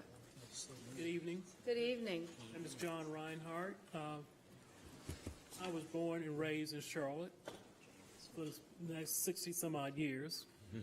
But anyway, what I want to get at is that this is a bad location to put apartments. Number one, traffic coming down Hickory Grove Road, dumping into Shamrock, there's an issue. There's always almost wrecks there all the time. Number two, we don't have the infrastructure to support apartments and stuff like that in that area. And number three, I think I've got the biggest dog in the fight for the simple reason. I've got two pieces of property that's going to back up against this entire complex. And on top of that, we didn't receive the letter of notification from NHE until 3:15. And we received it exactly at 1:50 p.m. and the guy came to my house and delivered it to my wife. And the reason I know the exact time because I saw him on the Ring doorbell on my house. We have to have Ring doorbells. That's another thing because of the traffic and because of the things that's happening. My wife's car was rummaged through for no reason at all, although they did get some change, that's it. My Ring doorbell picked up some guy walking through our yard with a flashlight from nowhere. But like I said, we do not need this complex there now. I'm sure there's other places in Charlotte that can support it. There's no grocery stores within walking distances at all in that general area. So. Thank you very much. Ms. Dryden, and then Ms. Kathy Sidwell, Julie Porter, Chris Backus. Would you come down? I see Chris. I see Chris. I don't see Ms. Porter. Choose here. So I don't, I have Julie signed up. So Ms. Dryden, please. Good evening, Madam Mayor, Madam Pro Tem, members of council. My name is Deborah Dryden. I'm a 45-year resident of Hickory Grove. My husband and I built our house there in 1973. I'm president of the Ravenwood Neighborhood Association and vice president of the East Charlotte Coalition of Neighborhoods. I ask that you vote no to this $1.7 million request from the NHE Development for the Housing Trust Fund money for the park site at Hickory Grove. This 80-unit development on only 5 acres calls for 61 units of 80% of AMI and no market value units included in this build. Our community is saturated with low-income housing where property management has not sustained the quality of life for its residents. The housing location policy put in place by this council scored Parkside as a 1 for proximity and 4.5 for access, as other people have pointed out. I'm also concerned for the families who will live on this property. Parking is inadequate for the 2- and 3-bedroom units that they're proposing. They're proposing 1.5 parking spaces per unit. The playground is small for small children, probably under the age of 10. It lacks space for the teens to play in a basketball court. There's no place for the children to ride their bikes. They're on a major street, would have to cross the street to possibly ride bikes at the elementary school. Additionally, struggling families impact our schools, our ability to attract amenities and sufficient jobs, and doesn't help to improve the low AMI scores we are constantly experiencing. So we seek at market rate housing to raise the quality of life on the east side. Our children and families deserve quality schools, quality business opportunities, and quality market housing. Thank you very much. Very much, Ms. Gardner. Ms. Sidwell, Chris, Kathy? Kathy? Okay, Chris? Welcome. Thank you, Mayor. There have, how do I put this? On this one project, Parkside or Hickory Grove, many rules have been broken. Let's see, we're on agenda item 15. What was it? Agenda item 14. We were talking about rules, city council's rules. These rules have been broken. Are you listening? Are you hearing? I watch the Sunday morning program Flashpoint quite a bit. I see Councilmember Eggleston and Councilmember Bakari on there quite a bit. When the subject of affordable housing comes up, they talk about, correctly, upward mobility. Upward mobility is the macro. Upward mobility is what will truly help the poor. Affordable housing is a minute part of upward mobility. In order for, in my very humble opinion, in order for upward mobility to work, you need to put in place what is lacking. What is lacking in East Charlotte is economic opportunity, jobs. We need density of jobs. What is not lacking in East Charlotte is affordable housing. To put affordable housing inside of affordable housing, you're just going to create another Piedmont Courts. That's what is going to happen. What you need to do is, since the rest of the city has the economic opportunity, has the economic development, that is where you put the affordable housing, because what is lacking there is affordable housing. What is not there, you put there. And again, they're breaking the rules. And remember, we just voted on rules here. Listen to the people, open your ears, and all right, put it this way. If you're going to vote all this in one block that you shouldn't have, you're going to have to vote no. You are duty bound to vote no on this whole thing because you put it all in one block, because the rules are broken. If you don't want to, if you can take it out, great. I do not think the mayor has line item vetoes, so you should put the vote off and then take it out, but you should vote no. Thank you very much. Thank you. Okay.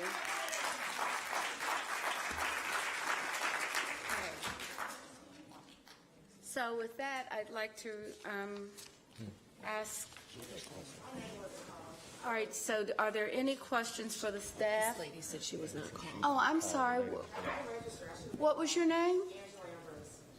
Angela Lambert? Ambrose.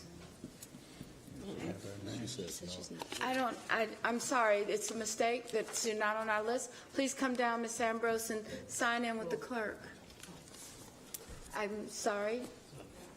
I've been here a lot, so I don't know what happened. I know, I'm sorry, it's just not on, so it's, no, you have, I know, well, just get the paperwork and fill that out, and you can talk and fill out paperwork at the same time, right? It's good to see you again.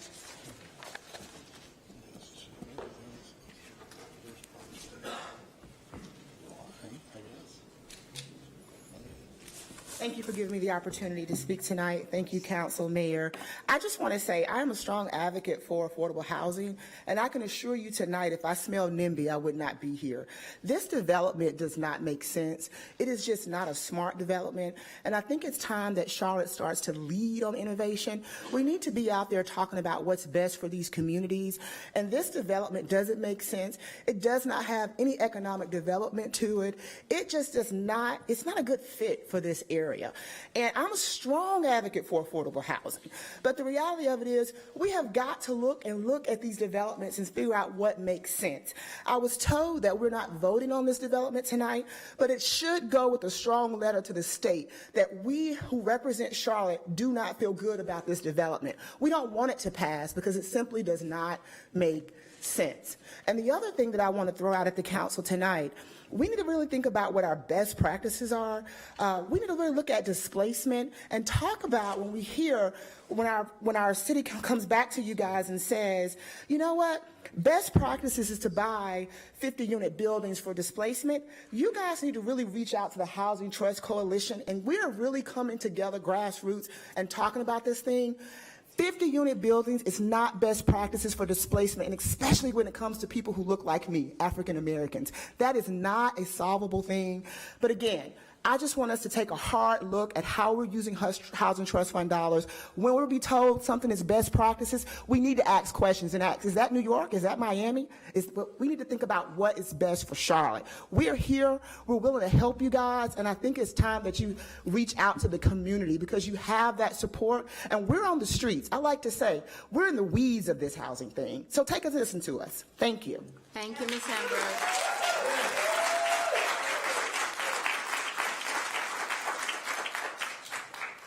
Okay.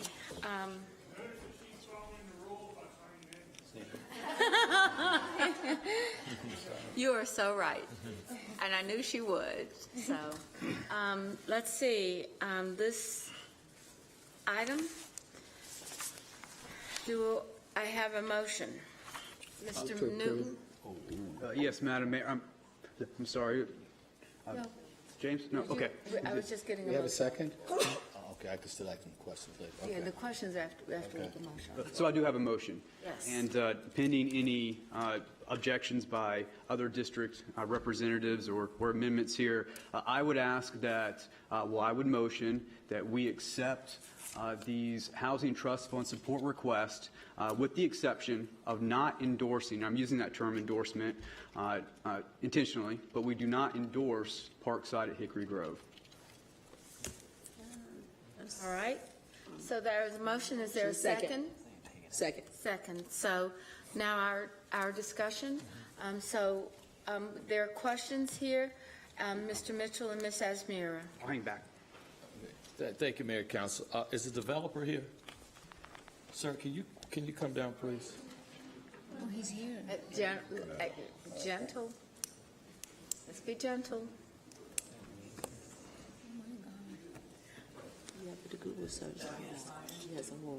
No, you can just say your name. If you'll say your name, please. Hi, Joseph Cass.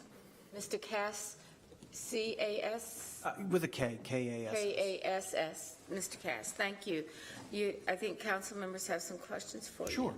Mr. Cash, thank you for being here. So there were a couple of complaints that you heard here about the communication process and not engaging the citizens. And I think we have always had a practice here not rewarding bad behavior. So can you explain to us the lack of communication, lack of timely communications to the residents? Yes, and there were complaints at the public meeting about that as well. We did try to get a public meeting in. The Charlotte Housing Trust Fund process is a multi-month process. We wanted to get a community meeting in before a certain date that they wanted us to have that on the schedule. So it was last minute. We know that. We admit that. We did try to reach out to everyone we gave letters to, everyone we dropped off letters to, everyone we talked to at the community meeting had my personal email, my personal phone number, contact information, our website.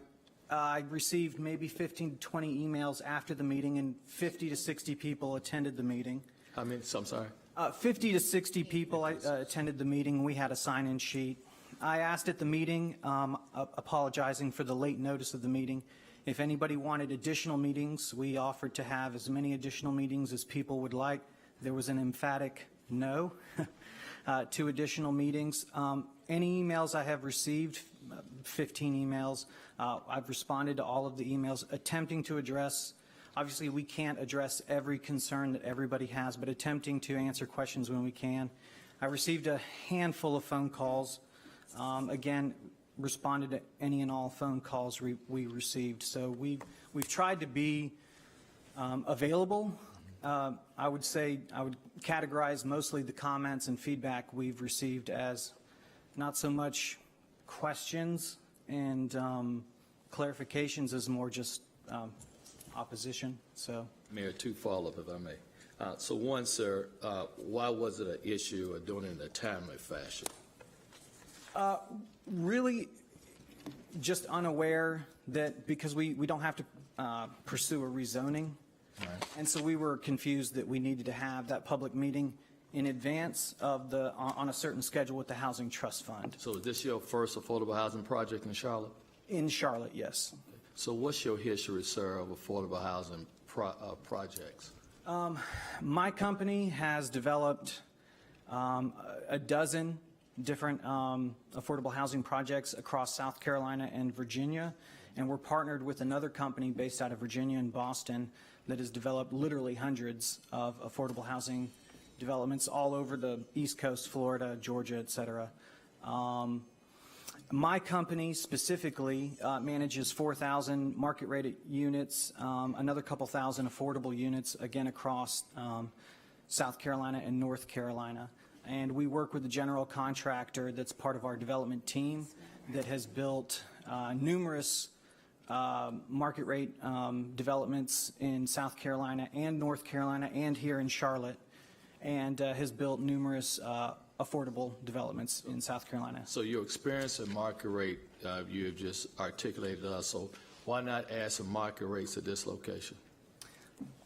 We had an appraisal and a market study and a general feasibility analysis, and although we can achieve rents approaching market rate, we are going to have 80% AMI units. We're going to do a mixed income. It's not all going to be at one AMI. We're going to have some at every level.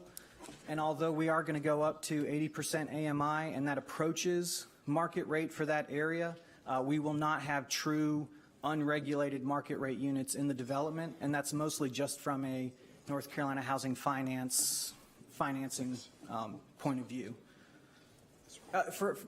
To get into the weeds, if you pursue federal tax credits, right, for every unit that you have that's market, that's not at least at 80% AMI or below affordable, it actually is trickier to come up with first mortgage proceeds versus tax credits. It gets into the weeds, but financially to make it get out of the ground, to make it work, to make it pencil out, there will be a mixture of incomes from 30 up to 80%. But no unregulated market rate units. So the feedback you received at the meeting with 50 to 60 people there, and it was clearly the citizens was not supporting of this project. You did not think to come up with another option at that site? At that site, there are certain things that will work and certain things that will not work and certain things that will pencil out and not pencil out. And ultimately, before the meeting and then taking into the public comments into consideration, building less units on that site is not feasible. You have to have enough units to have scale to make anything work, and the zoning caps it out at, I believe, 91 units. It's 5.32 acres zoned, 17 units an acre. So you want to approach that for economies of scale. So that's the number of units. That's why that's determined, and then the funding sources, both Charlotte Housing Trust Fund, North Carolina Housing Finance Agency, they have a rental production program funding source. They have a workforce housing funding source. All of those funding sources have rules, and when you combine all of the rules and go after the federal tax credits, you start drawing the Venn diagram of what works, and what we've come up with for a proposal for this site is what works, if that answers your question. Thank you, Mayor. Ms. Hashmira. Thank you, Madam Mayor. So the question is for our council, city attorney, Mr. Baker. From several residents who spoke that they had gotten a notice of the meeting just a few hours before the meeting, and it was dropped off in their mailbox.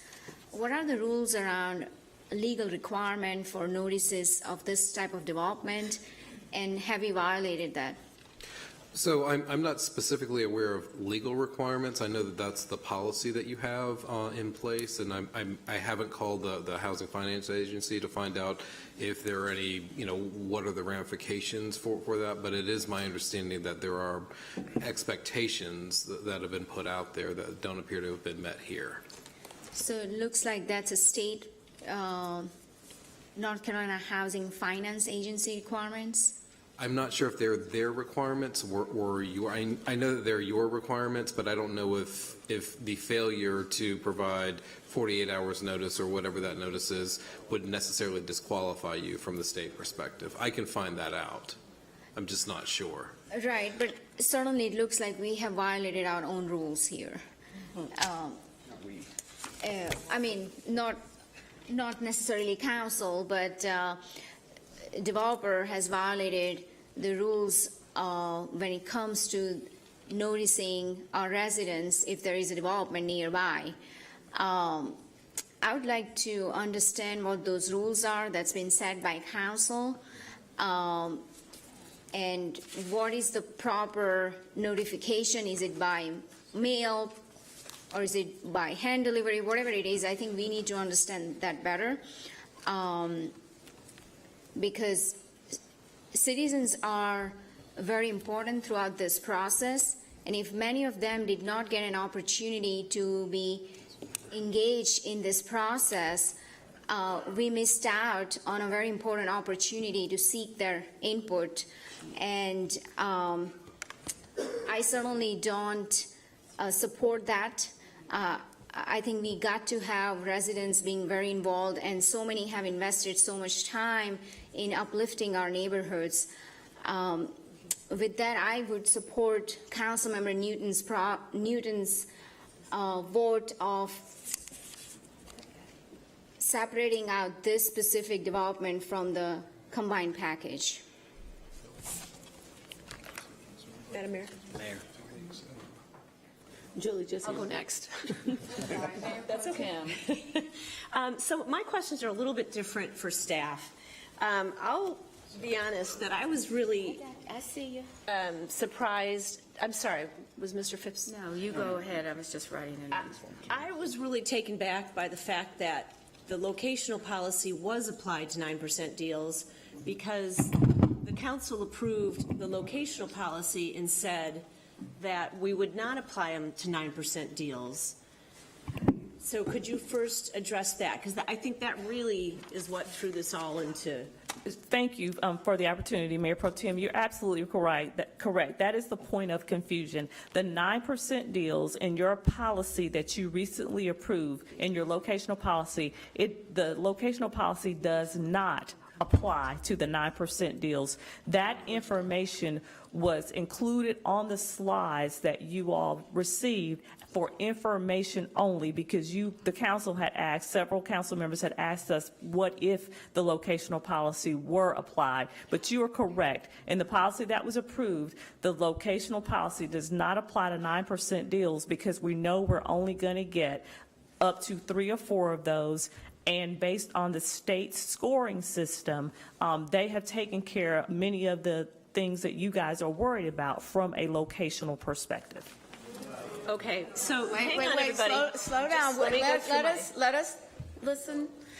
I think, guys, just a minute, and put the signs down. We know exactly what you've said. We've heard you. Just finish my train of thought here. Yes. So with that in mind, I feel like you can't put the paste back in the tube. It did get applied to all of our 9% deals, and to be honest with the community, I think we need a good policy, right? This has gotten very confusing, And so this isn't specifically for this deal, this is for all of our 9% deals. Because we said in our locational policy they wouldn't apply to 9% deals, and we also said that the 9% deals wouldn't go through LISC. So to the point about community involvement, you're exactly right. But we had said that that LISC essentially isn't going to start looking at 4% deals until May. And so that community input piece is still something, we've committed to that. So that's a separate issue. That said, the reason we agreed that 9%, because the council voted on this, we said that 9% deals wouldn't apply was because the state has their own criteria. So in theory, if there's not a grocery store nearby, this shouldn't pass, right? You're correct. That said, it won't score well so if there's no grocery store, why are we including it in that packet? It was only, that was, again, the 9% policy was not applied, the locational policy was not applied, it was included for information purposes. If I had to do that again, Mayor Pro Tem, we would not have put that information on the slide because it's irrelevant. We talked about it in committee. Ms. Mayfield particularly pointed it out. So the locational policy was not applied. It was included on the slide, though. So the issue that I raised when we passed the locational policy was, what are we going to do with that information? Are we looking at each one of those categories individually? Is locational score more important than access? We never really resolved that, and so we never said, let's look at the point total overall. Anything below X number of points, we move forward. Anything below, we don't. And I personally, with regards to 9% deals, because it did get scored, I personally am not comfortable with the way we're doing this. And I would ask Mr. Newton, we have a different perspective. I know he's the district representative, and I agree on a one-off deal. This one is not, it doesn't seem to be fair to the community the way the process ran. We're not even sure if it followed our policy, but I think we've got to have a policy for 9% deals, and it's got to be very clear. Does the locational policy apply or not? Maybe we decide it should have, but regardless, we don't have any benchmarks. We don't have any thresholds. So I would ask Mr. Newton if you would consider a substitute motion or to replace the motion to defer this. And to have a policy to take the next 2 weeks, bring it back to our next business meeting, and have a policy that says, we either apply locational policy to 9% or we don't. Okay. So, wait a minute. Let me just say something. I think clearly there is an agreement on this project. And guys, I'm the queen of affordable housing, but I would say to the developer as well as to the neighborhood, this doesn't just smell right for me. And you just have to do that sometimes. So I'm going to say this. Mr. Newton made a motion to approve with no endorsement. I think it's better to say, and I know what Ms. Mayor Pro Tem has said is accurate. We got to get this thing straightened out on the policy and locational for all deals, whether we send them through the list process just like everybody else with community engagement, all of that. But Mr. Newton, I would suggest that we do need the policy discussion. I would suggest that we move forward with everything except this project and come back in a couple of weeks and let's just do, we talk about being innovative and learning. Let's do a case study, see what happened here. I think that's probably the best way to do something like this, to review what we did, figure out where it worked, and if it did, we can still apply at some point. So I'm going to, Mr. Newton, if you would accept the idea of not moving with no endorsement, but not moving forward, let us come back. I'd like to see a process review and come back and see how this works so that we can do it. And so that's my, we got, it's more than just the policy. It is about what are our standards and did we meet them all, and not having sufficient information, and especially since this is the only group down here. It just doesn't, it makes sense something went awry and we need to go back and look at that. And Mayor, if So- I could just comment on. Well, Ms. Mayor I got Pro Tem. Mr. Phipps first, Mr. Newton, and then Ms. Mayfield. So we're getting around to it. So Mr. Phipps. Yeah, I guess this is a question for staff. And then Mr. Driggs. Out of the 8 projects that we have, how many went through rezoning and how many are by right development?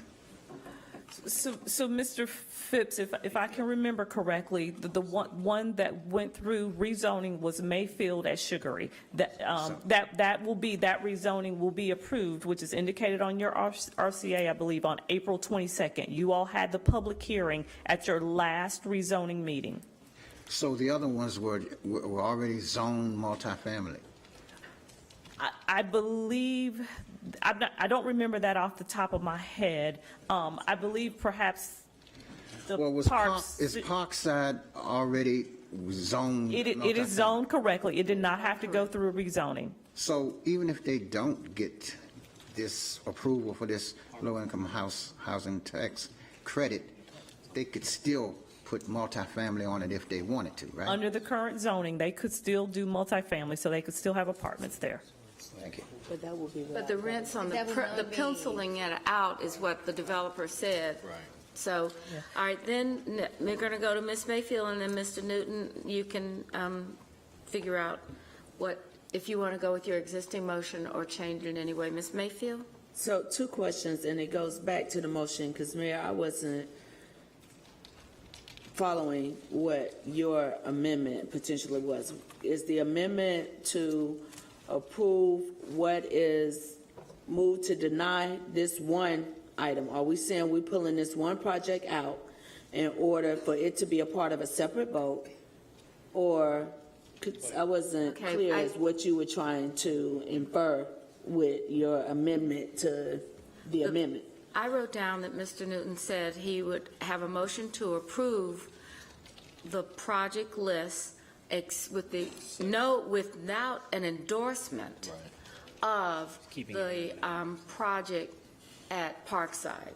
And I think endorsement means that you just say, you don't like it, or no endorsement, you just send it forward. And what I was suggesting is that we remove that from the list and have a motion to approve all the others. My suggestion was that we go back and review what happened. So there's just a lot of things that we could learn from this. So it would not prohibit it from coming question, back. because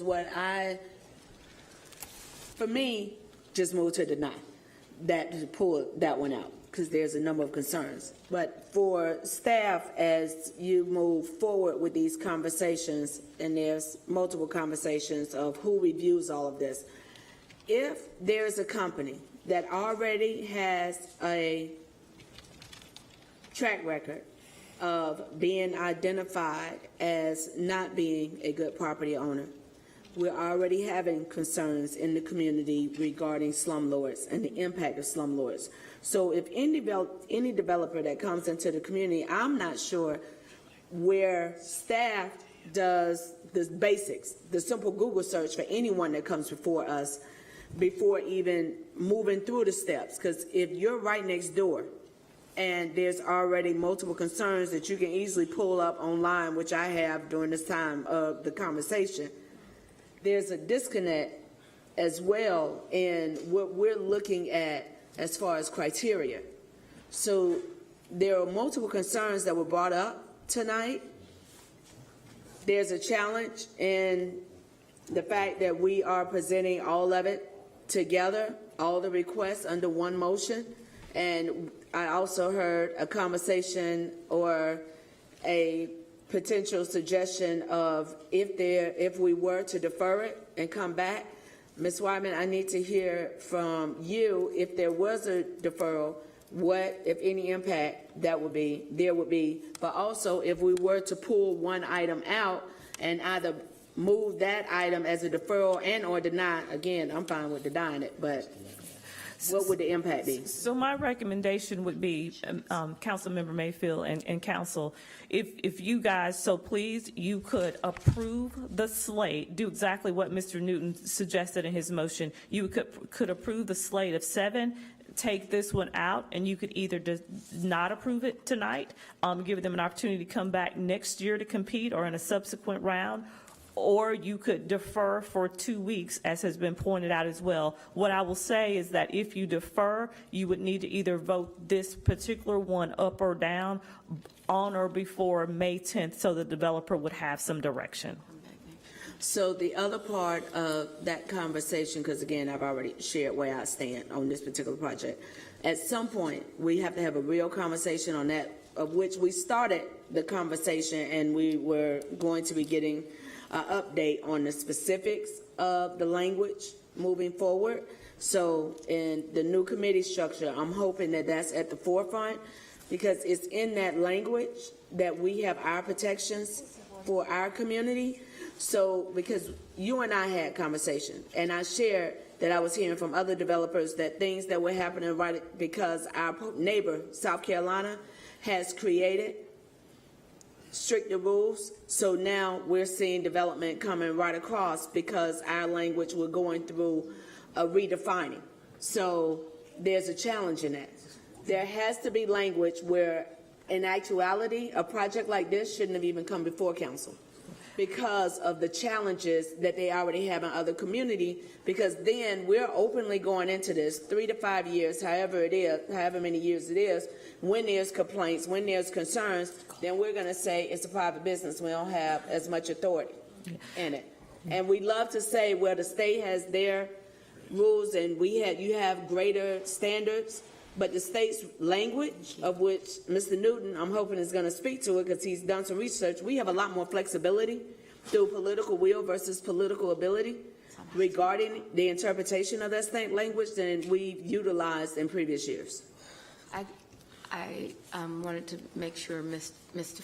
Newton, I think this is your motion and your turn to speak. I think. Yes, Madam Mayor. And I wasn't clear if without endorsement, if that meant just sending it forward, but just nothing, no comment on it. But I don't know what that motion means for endorsement. So I think I just don't know what it means. So, Madam Mayor, if I could What help, does it mean? if I Yes. could help you, you guys could, if you think this is what Mr. Newton is getting to, you could vote on all 7 of these with the exception of the Parkside at Hickory. So you could send 7 up for consideration and decide not to send this one up, or you could vote on the 7 tonight and ask that this one come back at your April 22nd meeting. So totally your call. I wouldn't want it to come back until we figured out what happened. That's fine. And that to me is an open question. So, Mr. Newton, would you, and then I have Mr. Driggs. And then Mr. Phipps. After Mr. Newton? Yes, ma'am, Madam Mayor, thank you. I want to start by saying I think it's important that we understand this process and our role. I contacted the NCHFA last week to ask questions about that because I think that there was a lot of confusion. I actually sent an email too that broke this down, attaching their response to me. So I just want to recite that real quick.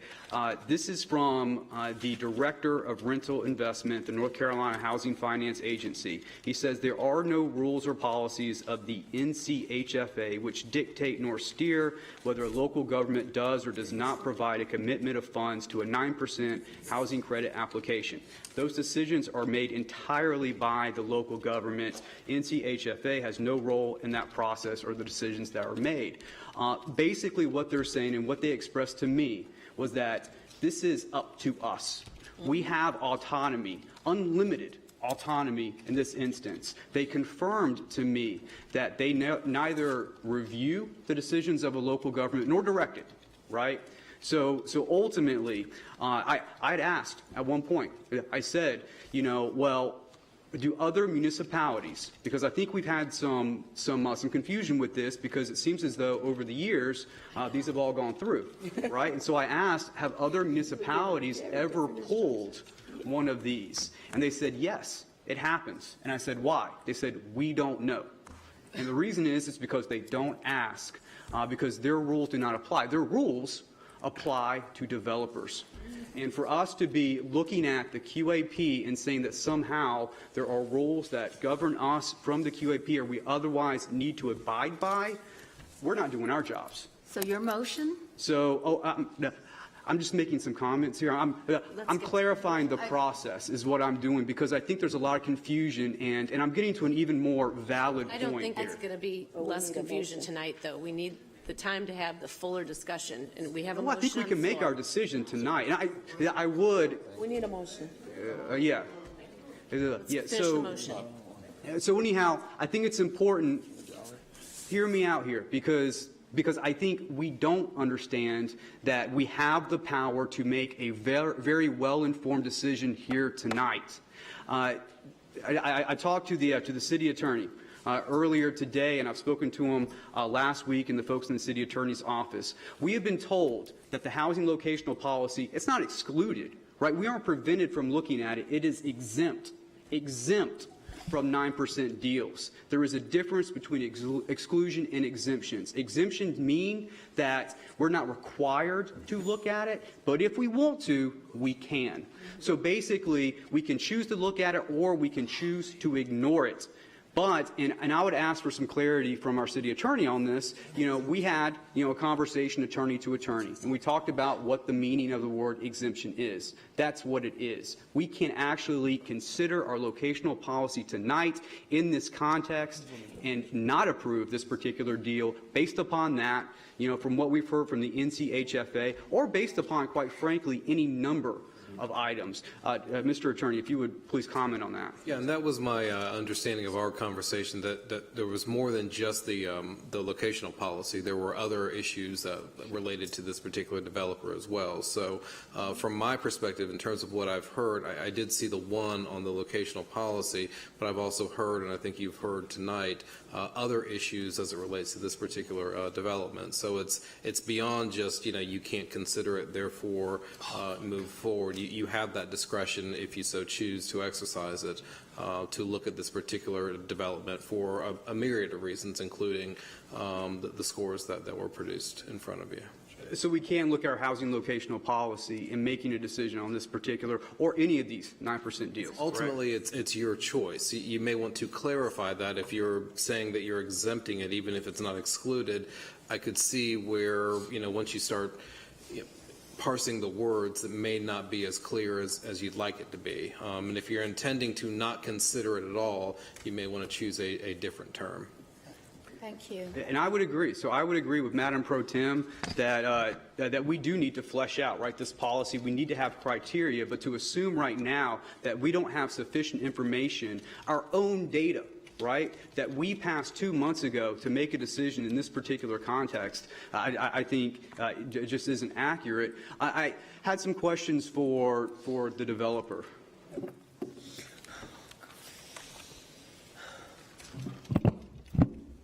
Yes. Yeah, so why did you think this is a good location for Parkside at Hickory Grove? Right there at the epicenter of three, large traffic congested thoroughfares.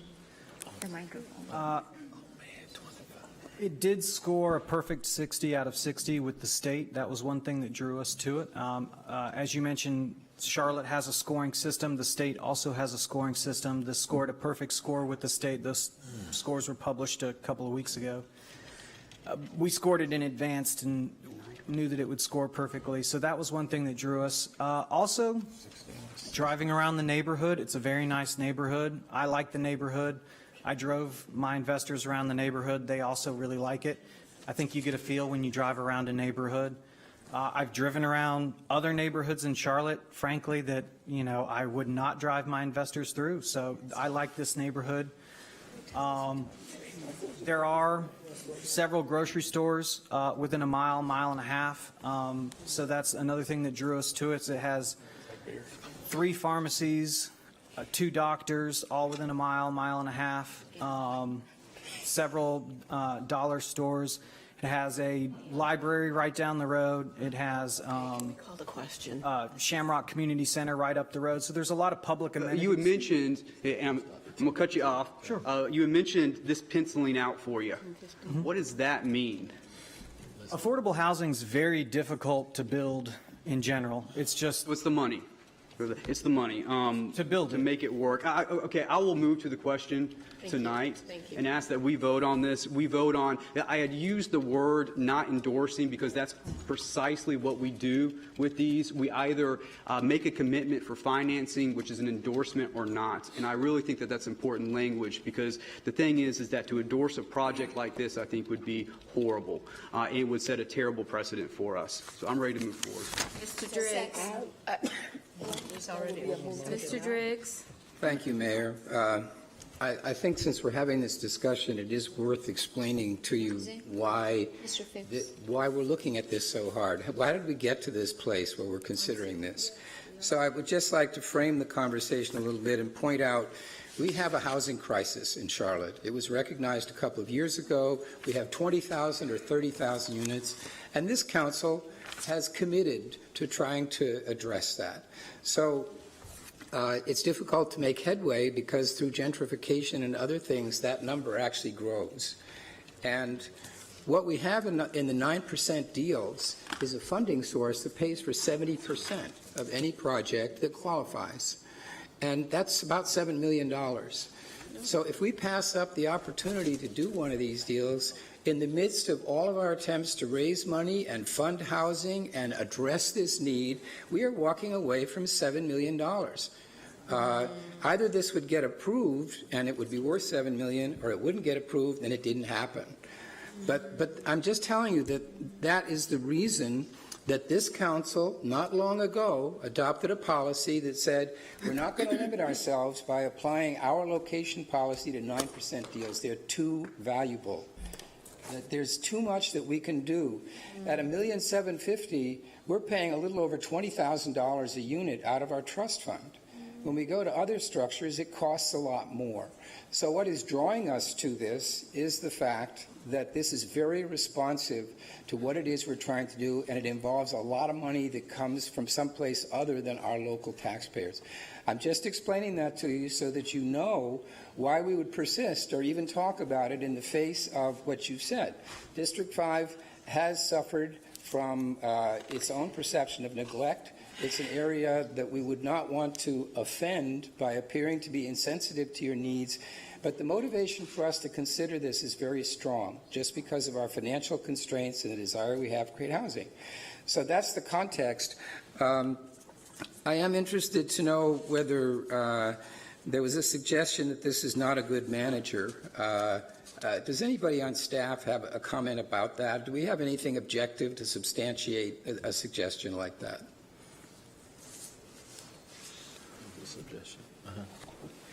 Mr. Driggs, we do not have anything to substantiate the accusations. What I will remind you of, though, is that these deals, if they are approved, they are inspected at least once per year by the North Carolina Housing Finance Agency.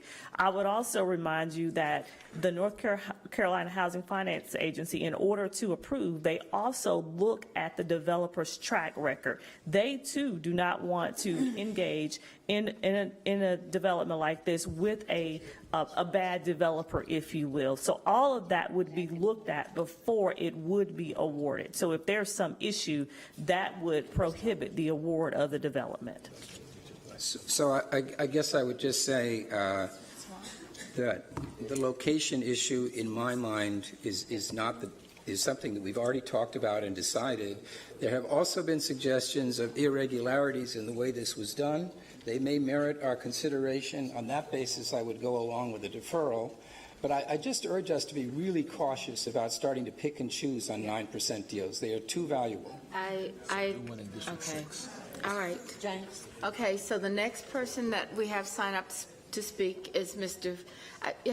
Has Ms. Mayfield spoken on this topic?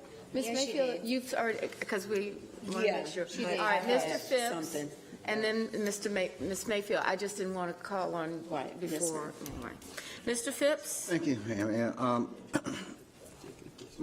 Much has been said around the dais about the proximity score of a 1 we have a couple of other deals that scored a 2. 7, not 6. Is there, I mean, I don't know, is that a good score?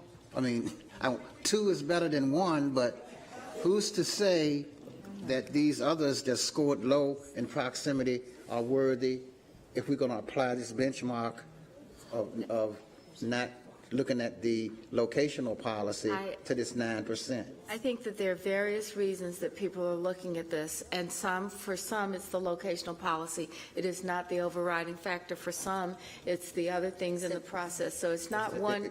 You have to vote on what you believe and how you've come to rationalize your decision, but it isn't the same rationalization. But I'm also aware, Mayor, Yes, sir. on at least one of these 2%, that the meeting protocols were such that they were rushed and not done in accordance with what we would expect also. Because I came to a meeting in the middle of the day on a Friday, and I was the only one there. Well, So if we're going I knew you would be. if we're going to apply those kinds of standards, then we have others on here that might be subject to it as well. So I understand that, and I think that we can make a motion about any of those that we choose to. And so, Ms. Mayfield. Thank you, Madam Mayor. So as much as I love my colleague and my former Vice Chair of Housing and Neighborhood Development, there's a conversation that I'm going to challenge a little regarding this idea of just because we have the money there, it should be spent. We denied a project not too long ago over in Steel Creek because of the construction and the warehouse and the environment. So this idea where poor people can stay anywhere, so as long as someone's willing to build it. So, because that's part of what I heard. I need us to go back and remember anyone that's lived in Charlotte for more than 10 years, but that's not for a clap. I need us to make sure that y'all holding us accountable for the right thing, because Brook Hill, Westwood, Double Oaks, Piedmont Courts, all of them were government-funded buildings that we didn't own, that became slum living, that government then, after that 30 years, 15 years, whatever it was, those were sold. They became high-end market rate products. So that same investment that was made where we had slumlords who were leading them that weren't taking care, we can't track mold until we can get some legislative authority on it. So we have horrific conditions as it is. So to say, well, they should be able to pour this money, what I'm hoping that we figure out is on the front end, instead of us looking at all applications go forward, I agree with my colleagues. There has to be a criteria on our end so that we're submitting the best of the best, so that in a decade or less, we're not having the same conversation that we're having regarding Arbor Glen, that we're having regarding Westwood, what once was Westwood Apartments, where I now have $500,000 homes that are being built right next to a $60,000 home. So the only way we fix that is if we make better choices. The only way we get to make better choices is if staff brings us better choices. We have now moved into a new direction where it's not going to be scrutinized in committee because we brought an outside nonprofit to help scrub and help us weed through this. I personally have already said it. I'm going to continue to challenge it.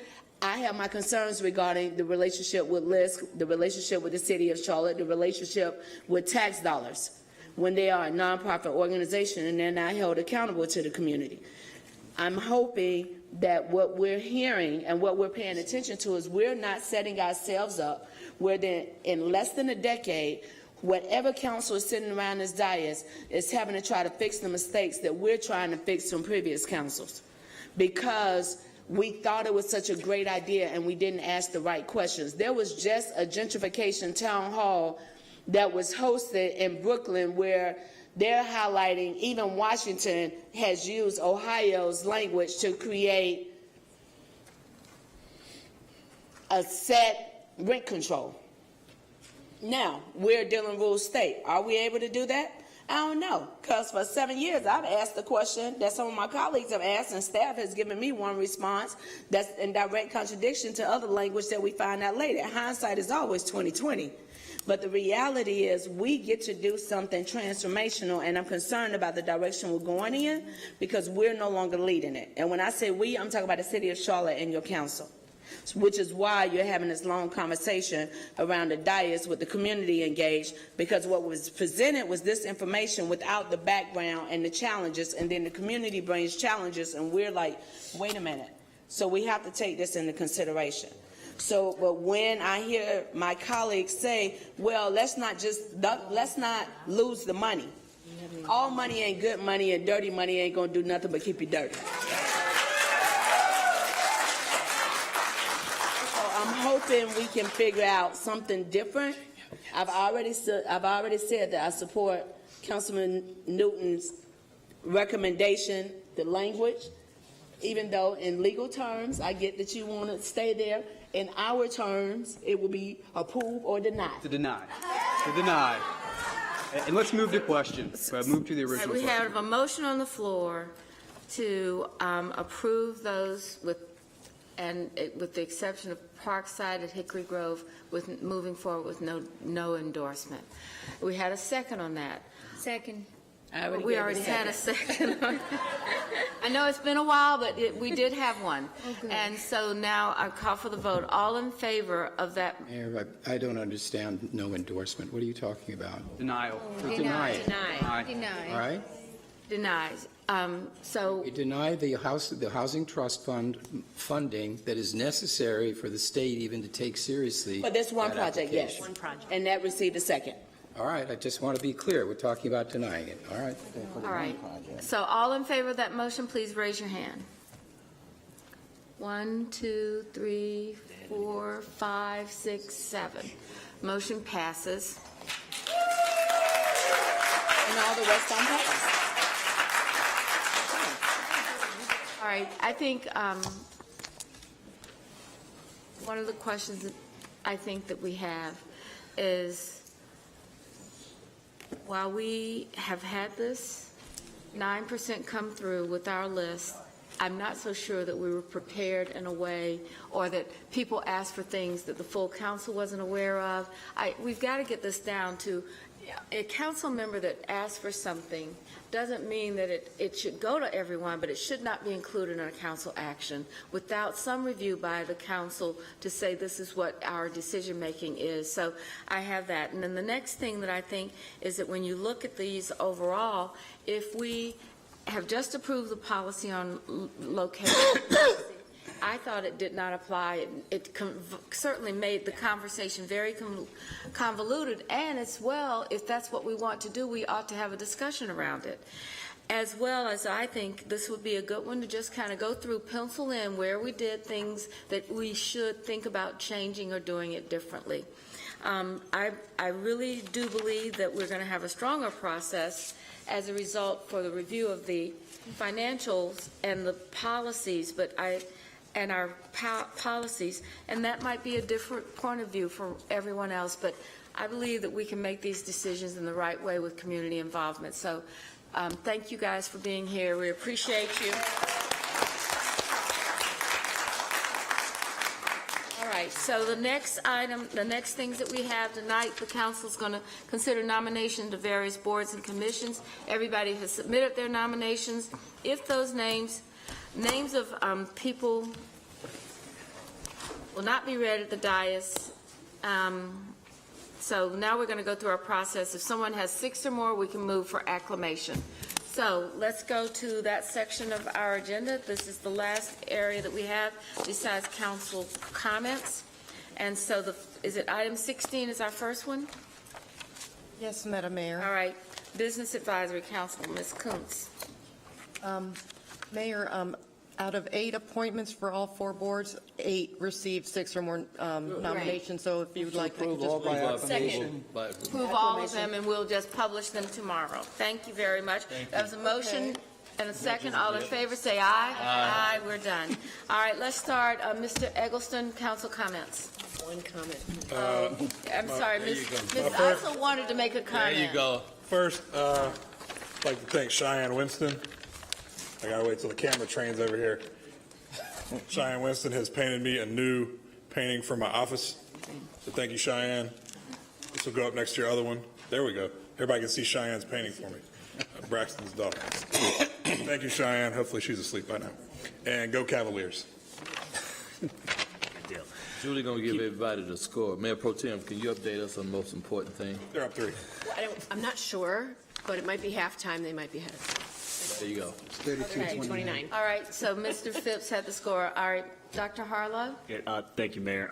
Just real briefly, asking the community to come out on Thursday, this Thursday the 11th at Reader Memorial Baptist Church. I'll be on a panel with the tax assessor, Ken Joyner from Mecklenburg County, as we continue to have conversations around various tax relief programs that the city and county are offering, particularly for senior citizens. So please join us at 6 p.m.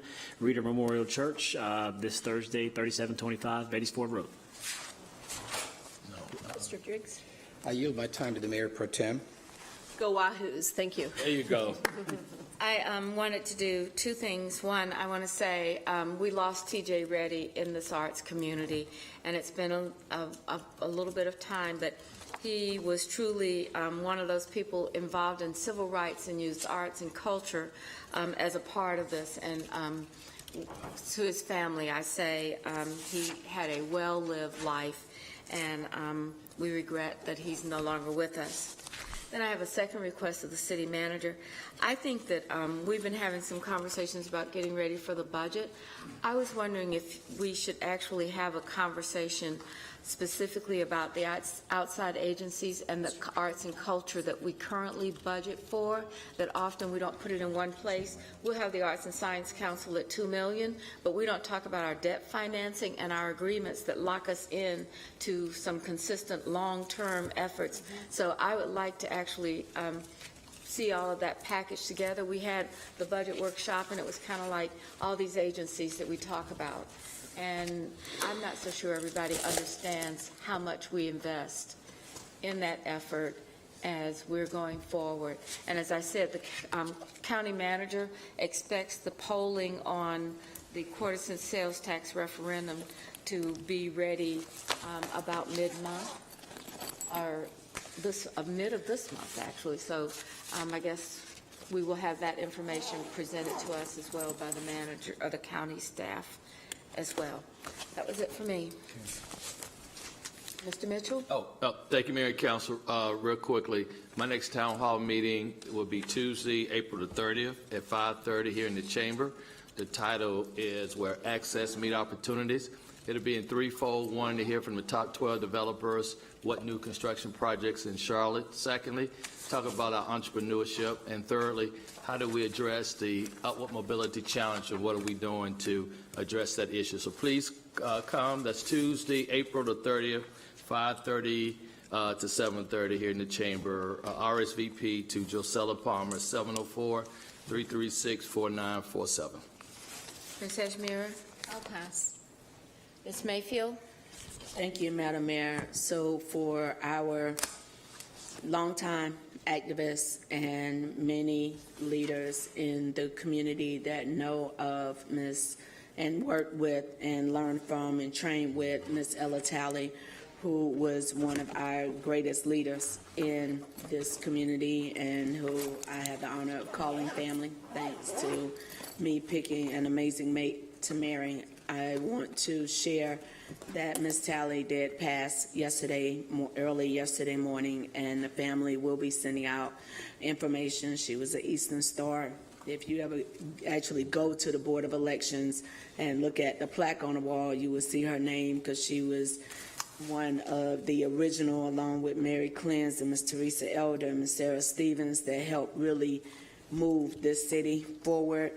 And they were voices to be reckoned with, and the reason women, so thank our elders, the reason we own property today is because of these amazing women, because there were a time that women could not own property here in Charlotte.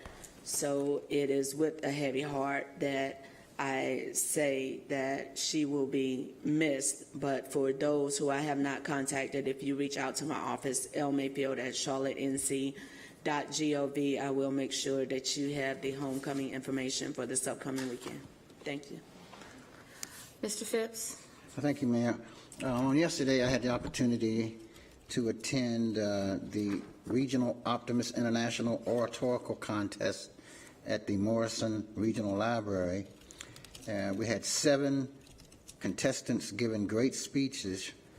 They had to answer, their theme question was, is there a fine line between optimism and reality? And so our first place winners, we had Mr. Philip Brown, high schooler representing the Hidden Valley Optimist Club, and we had Caroline Koo representing the Charlotte Optimist Club. They're both first place winners. Both will be competing at the district level in Southern Pines in a couple of weeks. So my congratulations to them and all of the contestants and their team of supporters. So they're competing for scholarship money that they will advance, hopefully to the international level or competition where they will receive some big scholarship monies for their college education. So that was a good turnout yesterday at the Morrison Regional Library. Great. Mr. Bakari is out doing presentations on his favorite subject, FinTech and 5G. So, Mr. Newton, we'll close out with you. I pass and. Thank you very much. I have a motion to adjourn. All in favor, say aye. Aye. City manager, the piece is not.